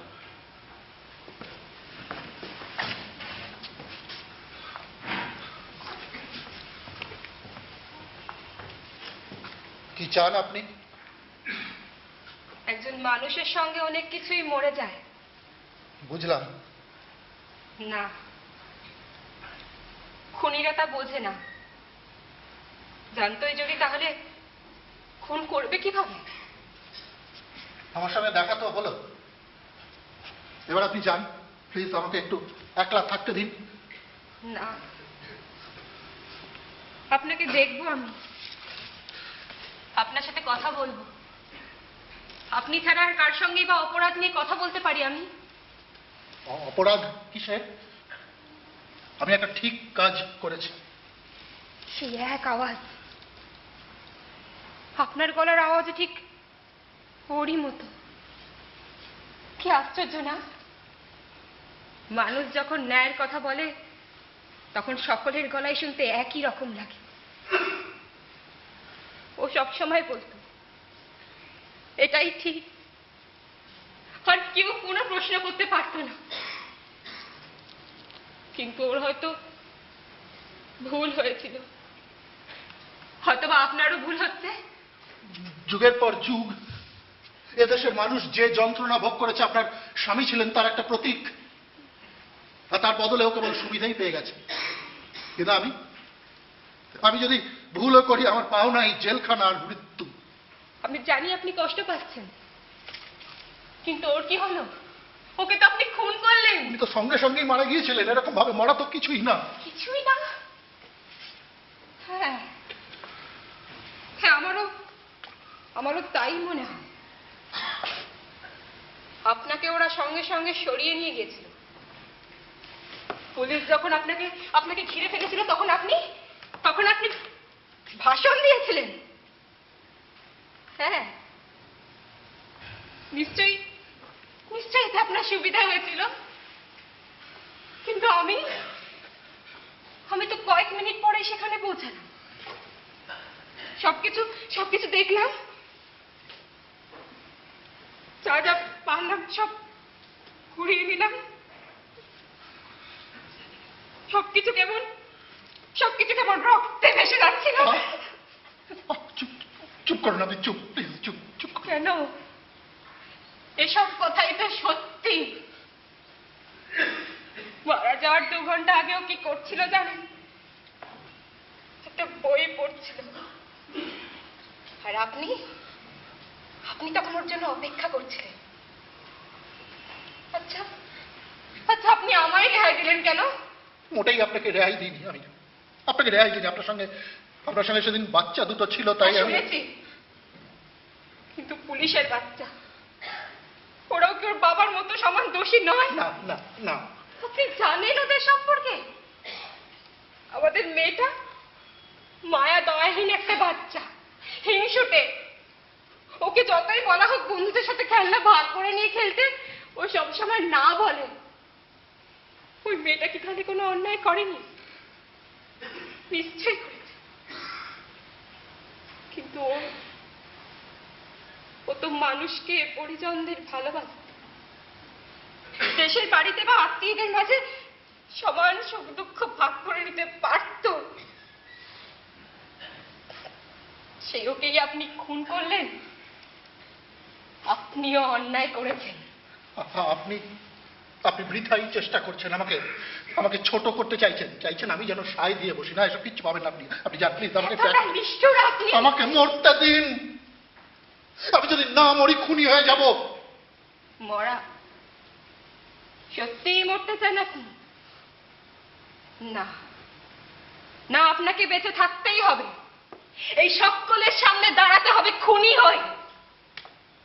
সত্যি তো আমার স্বামীকে খুন করেছেন আপনি, করেননি? কেবলমাত্র ঈশ্বরই আপনার বিচার করতে পারে। কোন ঈশ্বর? ব্রহ্মা, বিষ্ণু, মহেশ্বর, নাকি আপনাদের কেষ্ট ঠাকুর? পবিত্র মন্দিরের কোন একজন ঈশ্বর। এর মধ্যে আপনাদের মন্দিরে কিছু করবার নেই। সমস্ত মন্দিরই একজন ঈশ্বরের সেবা করে থাকে। দিন ঈশ্বর আপনার মতো জেলখানায় বন্দী। দিন দিন দিন দিন দিন বলতে গেছে আপনাদের মন্দিরগুলো ঈশ্বরের যন্ত্রণা থেকে যা যা সুবিধা পাওয়া যায় নিজেদের জন্য শুধু সেইটুকু বেছে নিয়েছে। বেছে নিয়েছে মানে আপনাদের মন্দিরগুলো নিজেদের জন্য শুধু ঈশ্বরের করুণাটুকু রেখেছে, আর বাকি সব দয়া দাক্ষিণে দায় চাপিয়েছে আমাদের ওপর। আমাদের মানে আমরা যারা ফাঁসিতে ঝুলেছে এবং যারা ঝুলবে তারা সবাই। কিন্তু আমি তো আপনাদের শত্রু। আপনি আমাদের শত্রু। আপনি আর আপনাদের বাকি সবাই আমাদের শত্রু। শুনুন, আপনি শুনুন। আমি চাই আপনি আমাকে বুঝুন। দেখুন, যখন আমি মরবো তখন আমার সাথীরা, তাদের কাছে আমি যে প্রতিজ্ঞা করেছিলাম সেটা আমি রক্ষা করবো, আর ওরাও সে সময় আমার কথা ভাববে। আপনি বুঝতে পারলেন? কি বলতে চাইছেন আপনি? কিছু না, শুধু বলতে চাইছি খুব শিগগিরই আপনাদের ওই মহামান্য আদালত যখন আমার মৃত্যুদণ্ড ঘোষণা করবে, যখন আমাকে সেই দণ্ড দেওয়ার জন্য তৈরি হবে, তখন ওই ফাঁসি কাঠের নিচে দাঁড়িয়ে আপনি আর এই নোংরা পাপের দুনিয়া থেকে মুখ ফিরিয়ে নেবো আমি, তখন আমার মনটা ভালোবাসায় ভরে উঠবে। বুঝতে পারলেন? ঠাকুর ছাড়া আর কোনো ভালোবাসা নেই। আছে, গোটা মানব জাতিকে ভালোবাসে। কিন্তু মানুষ তো পাপী। আপনি হয় তাদের ক্ষমা করে দিতে পারেন, কিংবা ধ্বংস করে ফেলতে পারেন। ওদের সঙ্গে একসাথে মরতে পারি। আপনি তো একা মরবেন। ও যেমন একা মরেছিল। না, পরস্পরকে আজ যারা ভালোবাসে তারা একসাথে মরবেই যদি তারা আবার জোট বাঁধে। এ জীবনে তারা পরস্পর থেকে বিচ্ছিন্ন হয়ে আছে অন্যায়, দুঃখে, যন্ত্রণায়, লজ্জায়। মানুষ ওর বিরুদ্ধে যেসব খারাপ কাজ করে, অপরাধ করে, তাতেই তারা বিচ্ছিন্ন।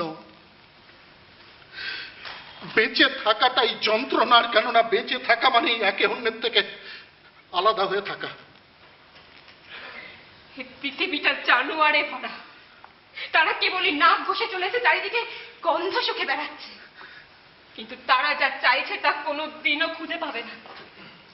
পাবে কি পাবে না খুব শিগগিরই জানতে পারবো আমি।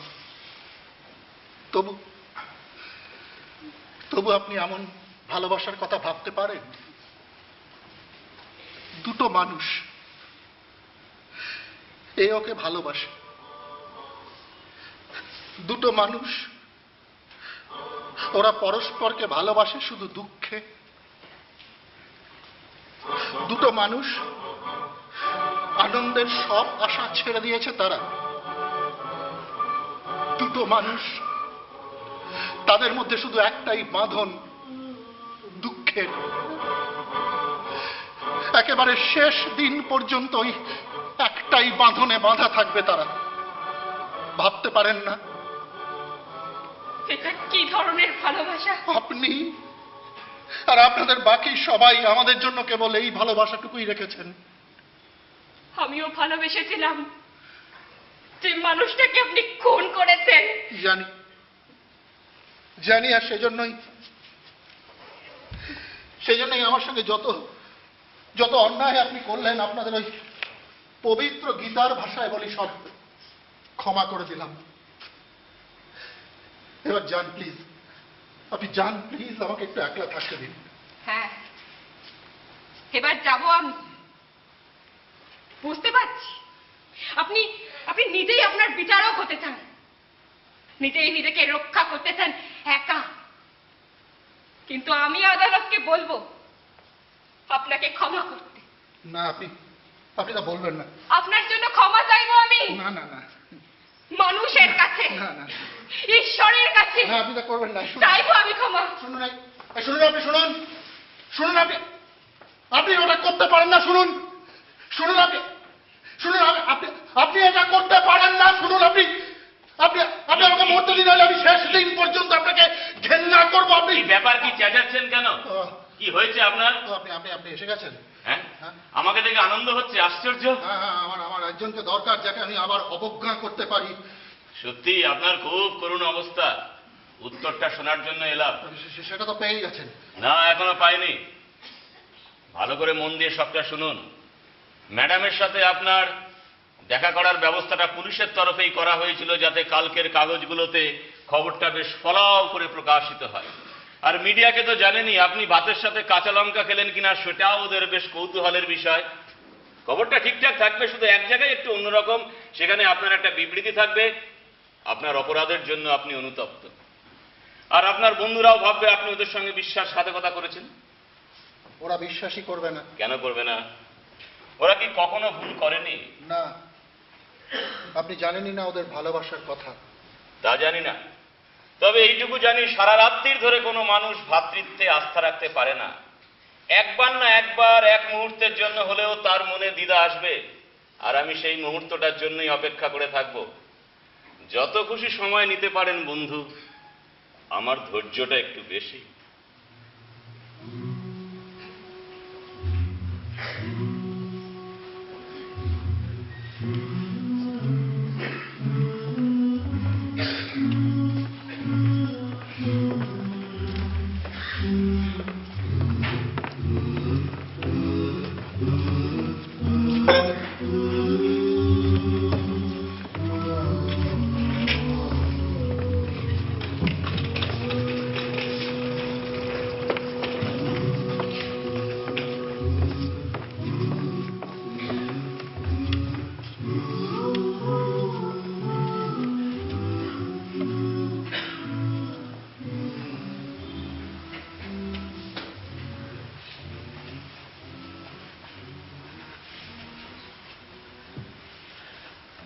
একটু বিশ্রাম নেওয়ার চেষ্টা করো সেদিন। আমার যে খুব শীত করছে অনেকটা। বেশ তো, পাশের ঘরে গিয়ে না শুয়ে পড়ো। না না, শোবো না। রাত্রিটা যেন শেষই হচ্ছে না, এত শীত করছে। আজ ভোর রাতে কি একটা ছুতো করে পল্লব ওখানে থাকার একটা পারমিশন জোগাড় করে ফেলেছে। ওর সঙ্গে দেখা হবে কোথায়? ওই তো জোড়া বটতলার মন্দিরে। তাহলে আজ শেষ রাতে? না না, এখনো একটা আশা আছে। শেষ সিদ্ধান্তটা রাষ্ট্রপতির হাতে। হ্যাঁ, তা ঠিক, কিন্তু ও নিজে তো আর ও ক্ষমা চায়নি, চেয়েছে একটা মানবাধিকার সংগঠন, আর তাই জোরটাও কম। ও কোনোদিনও ক্ষমা চাইবে না। ও যদি ক্ষমা নাই চাইবে, তবে ওই মহিলার সঙ্গে দেখা করলো কেন? তাছাড়া উনিও তো বলেছেন ও অনুতপ্ত। এত নিশ্চিত হচ্ছে কি করে আমরা? কিন্তু বিচারের সময়ও কি বলেছিল? চিঠিতেও কি লিখেছে তাও তো আমরা জানি। এই বঞ্চনার সামনে ছুড়ে দেওয়ার মতো আরেকটা জীবন নেই বলে দুঃখ হচ্ছে, এ কথা কি বলেনি? যে মানুষ এমন কথা বলে সে কি ক্ষমা চাইতে পারে কখনো? নাকি অনুতাপ করতে পারে? না না, পারে না। ও মরতে চেয়েছিল, এখনো তাই চায়। যা করেছে তার থেকে একটু পিছু হটেনিও। ওর এই দেখা করাটা আমাদের নীতি বিরুদ্ধ। হ্যাঁ হ্যাঁ, আমাদের একমাত্র নীতি হলো খতম করো। জানি জানি, আমি ক্ষমা ভিক্ষা করলেই তোমরা খুশি হতে। প্রমাণ হয়ে যেত যে ওই ভদ্রমহিলা যা যা বলেছে যা যা বলেছে সব সত্যি, তাই না? কিন্তু ও যদি মরে, তোমরা আবার ওকে ভালোবাসতে পারবে, বিশ্বাস করতে পারবে। তুমি তুমি ঠিক কথা বলছো না সেদিন। আমরা ওকে কোনোদিন সন্দেহ করিনি। রাহুল, রাহুল তুমি ফিরে এলে কেন? ওর জায়গায় কাজ করব বলে। বিচারের সময়ও যা বলেছিল সেটা পড়ে এত গর্ব হচ্ছিল আমার। মনে আছে তোমাদের ও কি বলেছিল? ও বলেছিল এই রক্ত আর অশ্রুর পৃথিবীতে মৃত্যুই হলো আমার সর্বোচ্চ প্রতিবাদ। পরে আমার হাত কাঁপছিল সেদিন। তারপর ওর সেই শেষ চিৎকার, যদি প্রমাণ করতে পারি পৃথিবীতে মানুষের প্রতিবাদ হিংসার সমান সমান হয়ে উঠেছে, তাহলে আমি যা কিছু করেছি তার মাথায় আদর্শের মুকুট পরাবে আমার মৃত্যু। আমি তখনই ঠিক করলাম যে আমি ফিরে আসবো। ও সবসময় সে আশায় থাকত। শুদ্ধতা। কিন্তু এ কিরকম ইচ্ছে পূরণ? কেঁদো না সেদিন, কেঁদো না। পলাশ বলেছিল ও যখন থাকবে না কেউ যেন না কাঁদে। এখন ওকে এত ভালোভাবে বুঝতে পারছি, ওকে অবিশ্বাস করতে পারি না আমি সেদিন। নিজেকে ভীতু ভেবে একদিন কষ্ট পেয়েছিলাম, আর এখন এখন আমি আর পলাশের থেকে আলাদা নই। জানো জানো ওর মৃত্যুদণ্ডের খবরটা যখন শুনলাম আমার একটা কথাই মনে হলো, তখন ওর পাশে দাঁড়াতে পারিনি, আর আজকে আজকে ওর জায়গায় আমায় কাজ করতে হবে। কিন্তু আজকে রাতটা রাহুল, আজকে কে ওর কাজটা করে দিতে পারবে? আজও একেবারেই একলা। কেঁদো না শিরিন, ওর জন্য যে গর্ব সেই গর্বই ওর পাশে থাকবে। ও যেমন ওর কাজ দিয়ে আমাদের পাশে থেকেছে, একটা একটা গর্ব হয়ে উঠেছে। কেঁদো না শিরিন, কেঁদো না। কই কই আমি কাঁদছি না তো। দেখো দেখো তোমরা, আমার চোখ শুকনো, এক ফোঁটাও জল নেই। কিন্তু গর্ব না, না, আমি আর কোনোদিনও গর্ব করতে পারবো না। এত নিষ্ঠুরের মতো আমাকে বিচার করো না শিরিন। আমিও চাই পলাশ বেঁচে থাকুক। হ্যাঁ, ওর মতো কর্মীদেরই আমাদের দরকার। আমি চললাম অনেক। এক সেকেন্ড সুহাস, এক সেকেন্ড। রাহুল তুমিও সঙ্গে যাও, তোমাদের দুজনের যাওয়াই ভালো।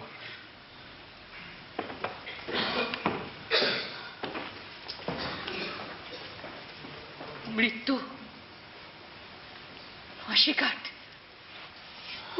অনিকদা, অনিকদা সবসময় খালি মৃত্যু আর মৃত্যু। আর যে কোনো রাস্তা নেই শিরিন? ওরকম করে বলো না অনিকদা। মৃত্যুই যদি একমাত্র পথ হয়, তাহলে আমরা ভুল রাস্তা বেছে নিয়েছি। ঠিক রাস্তাটা গেছে জীবনের দিকে, যেখানে সূর্য ওঠে, ঝলমলে রোদ্দুর, সেখানে সারাক্ষণ এত শীত করে না। আমাদের রাস্তাও জীবনের দিকে গেছে, কিন্তু সে অন্যদের জীবন। অন্যদের জীবন? হ্যাঁ, কিন্তু অনেকদা, পলাশদা যে এখনো জেলখানার কন্ডেম সেলে। হাসিকাট, তরিগুলো কি ঠান্ডা। এক্ষুনি এক্ষুনি মরে যাবে, কিংবা হয়তো এর মধ্যেই মরে গেছে। মরে গেল অনেকদা, যাতে অন্যেরা বেঁচে থাকতে পারে। কিন্তু অনেকদা, এমনও তো হতে পারে অন্যেরাও বেঁচে রইল না, ও এমনি এমনি মরে গেল অকারণে। একটু একটু শান্ত হতে চেষ্টা করো সে। এখানটা কি ঠান্ডা!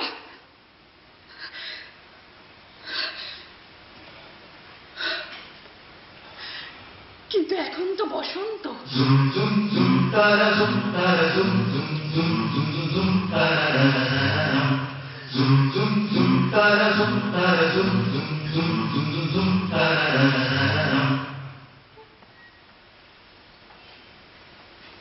শুনেছি জেলখানার উঠোনে অনেকগুলো গাছ আছে। ও নিশ্চয়ই গাছগুলোকে দেখছে। কি পাগলামি করছো? একটু শান্ত হও সেনে, প্লিজ। খুব শীত করছে যে আমার, এর মধ্যেই যেন মরে ঠান্ডা হয়ে গেছি, বুড়ো হয়ে গেছি মনে হচ্ছে। কখন আর আমাদের যৌবন ফিরে আসবে না? না অনেকটা প্রথম খুনটা করবার পর ছেলেবেলার সব ছবি হারিয়ে গেল আমাদের, রইল শুধু মৃত্যু। মানুষের গোটা জীবনটা এক লহমায় পেরিয়ে গেলাম আমরা। তাহলে মানুষের মতোই লড়াই করে মরতে হবে আমাদের, কেননা দুর্দশা অবিচার এগুলোই করছে খুব জোরে। ধৈর্যের সময় নেই আমাদের, ধীরে ধীরে বড় হয়ে উঠবার সুযোগ নেই। দেশটার যে বড় তারা আছে সেটা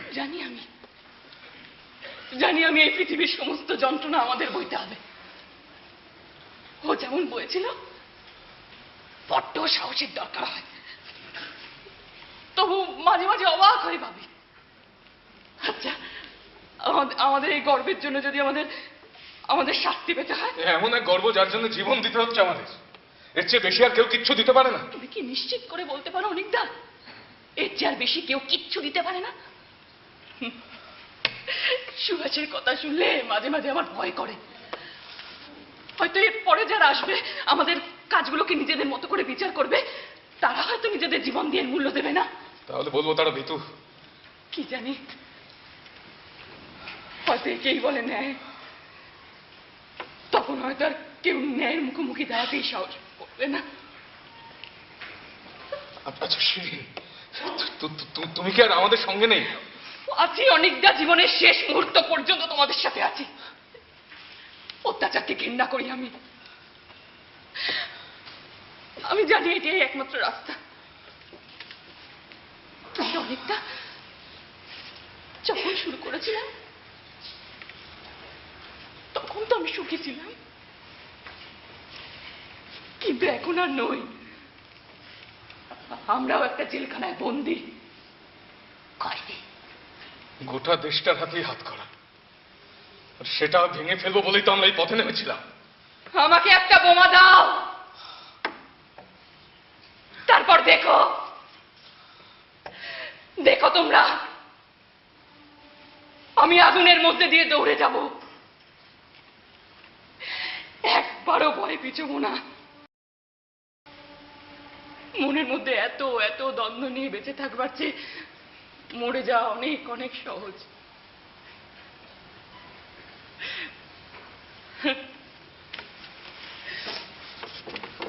অনিকদা,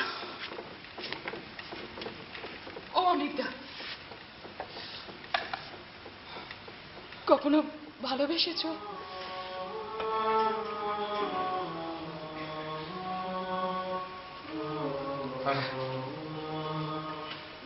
কিন্তু সে এতদিন আগের কথা যে এখন আর মনেও নেই। কত আগে? 4 বছর। কতদিন হলো সংগঠনের নেতা হয়েছে? 2 বছর। এখন কেবল সংগঠনকে ভালোবাসে। তা বাসো, কিন্তু তোমাকে কেউ ভালোবেসেছে?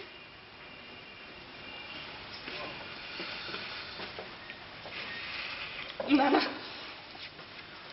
না না, আমাদের তো কাজ করতে হবে, করেই যেতে হবে। আচ্ছা আচ্ছা, একটুক্ষণের জন্য, এক মুহূর্তের জন্য যদি আমরা থামতে পারতাম।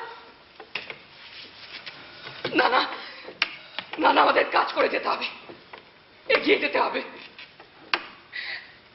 যদি আমাদের হাত দুটোকে এমনি করে ছড়িয়ে দিতে পারতাম, একে অন্যের মনের মানুষ হয়ে উঠতে পারতাম। কিন্তু এই নোংরা অবিচার চোখের মতো আমাদের রক্ত চুষে খাচ্ছে। আমাদের তাড়িয়ে বেড়াচ্ছে। না না, জনগণ, ওদের ক্লান্ত মুখ, ওই মুখগুলোকে আমরা ভালোবাসি। ন্যায়ের বদলে ভালোবাসা। না না না না, কাজ করতে হবে, এগিয়ে যেতে হবে। এগিয়ে যাও, এগিয়ে যাও শিরিন, এগিয়ে যাও, এগিয়ে যাও, এগিয়ে যাও, এগিয়ে যাও।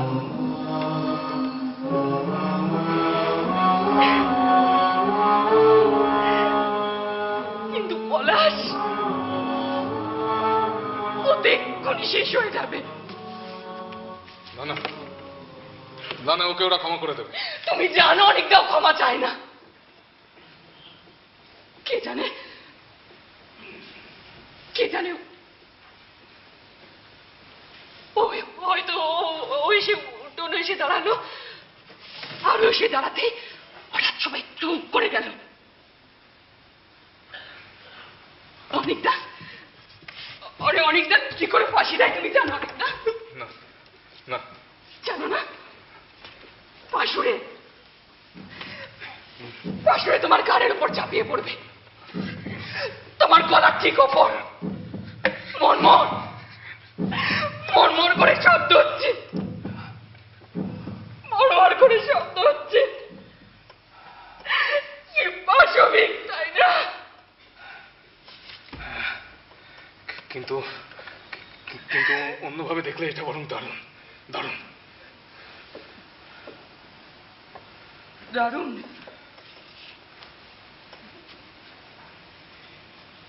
দারুণ। হ্যাঁ, মরবার ঠিক আগের মুহূর্তে তুমি একজন মানুষের হাতে ছোঁয়া পাবে।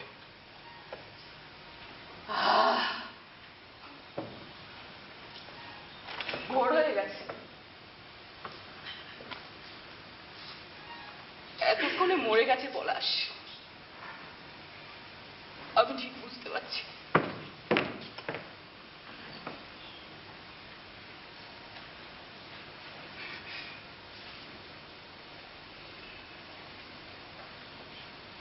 বসে ওখানে, কি ঘটলো আমাকে বলো। আর কি লাভ? না, প্রথমে তুমি আমাকে সব বলবে, আমার জানার অধিকার আছে। না, আমি তোমাকে আর কিছু বলতে পারবো না। তাছাড়া এক্ষুনি আমাদের এখান থেকে চলে যেতে হবে। না না সুভাষ, বলো, কখনো কি সব জানানো হলো? কাল রাত 10টায়। কখন ফাঁসি দিল ওকে? আজ ভোর 4টায়। 6 ঘন্টা? 6 ঘন্টা ওর নিজের ছেলে অপেক্ষা করছিল। হ্যাঁ, একটা কথাও বলে, তারপর হঠাৎ সবকিছু ঘটে গেল, আর এখন সব শেষ। ঠান্ডা ছিল, তাই না? হ্যাঁ, অন্ধকার রাত, একদম ঘুটঘুটে অন্ধকার। আর তারপর অল্প স্বল্প বৃষ্টিও পড়েছিল, শেষে একটা শব্দ, আর সবকিছু একদম চুপচাপ। কাঁদছিল? না। পল্লবকে দেখতে পেয়েছিল? না। কারোর দিকে তাকাচ্ছিল? ও সবার দিকেই তাকাচ্ছিল, কিন্তু মনে হয়েছিল ও কাউকে আর দেখছে না। তারপর তারপর কি হলো? ব্যাস, অনেক হয়েছে। না, হয়নি। যদি আর কিচ্ছু না করা যায়, ওর মৃত্যুটা অন্তত আমার সাথে থাকবে। রায় পড়ে শোনালো ওরা। যখন পড়া হচ্ছিল তখন ও কি করছিল সুহাস?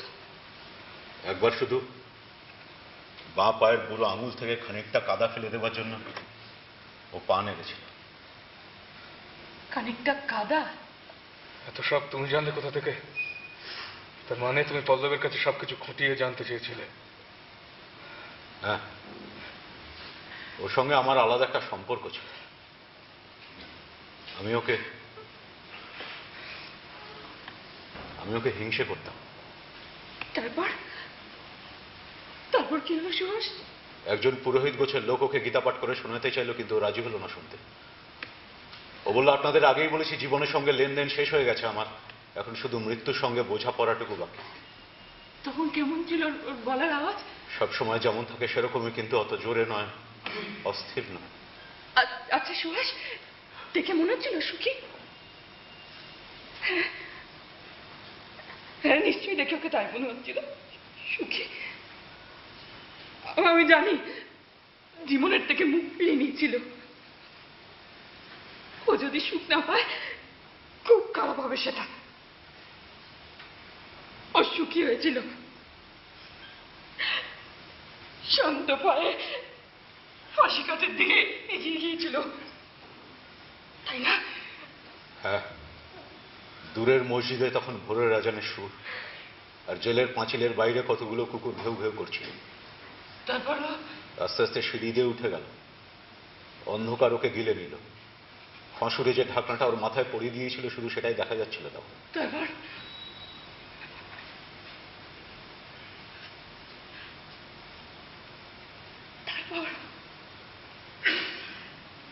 একটা চাপা ঘর আওয়াজ। তেমনা তেমনা তুমি সুহাস, সুহাস তুমি তেমনা, সুহাস তুমি তেমনা, সুহাস বলো সুহাস। ও বলবে না, ও বলবে না। রাহুল রাহুল রাহুল তুমি আমাকে বলো রাহুল। একটা ভয়ঙ্কর কিছু, একটা কিছু পড়ার শব্দ।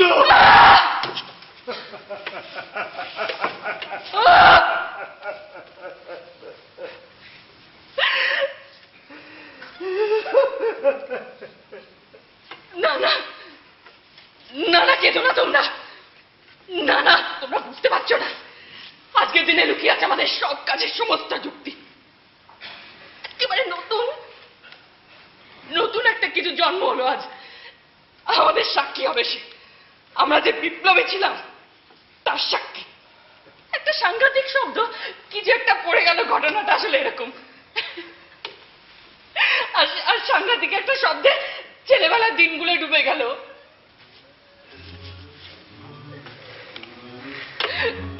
কেমন করে হাসতো তোমাদের মনে আছে? এমনি এমনি হাসতো, অকারণে। যৌবন যেন টকবক টকবক করে ফুটছে, আবার আসছে,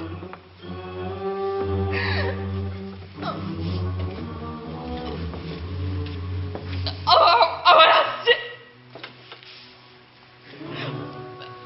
মাটিতে মুখ গুজে পড়ে আছে, তবু আসছে, আবার আসছে।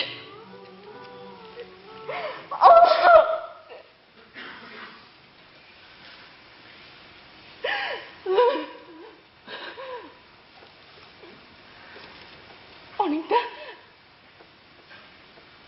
তুমি তো আমার দাদার মতো, আমাকে একটু সাহায্য করবে? এর পরের বার বিস্ফোরণটা আমি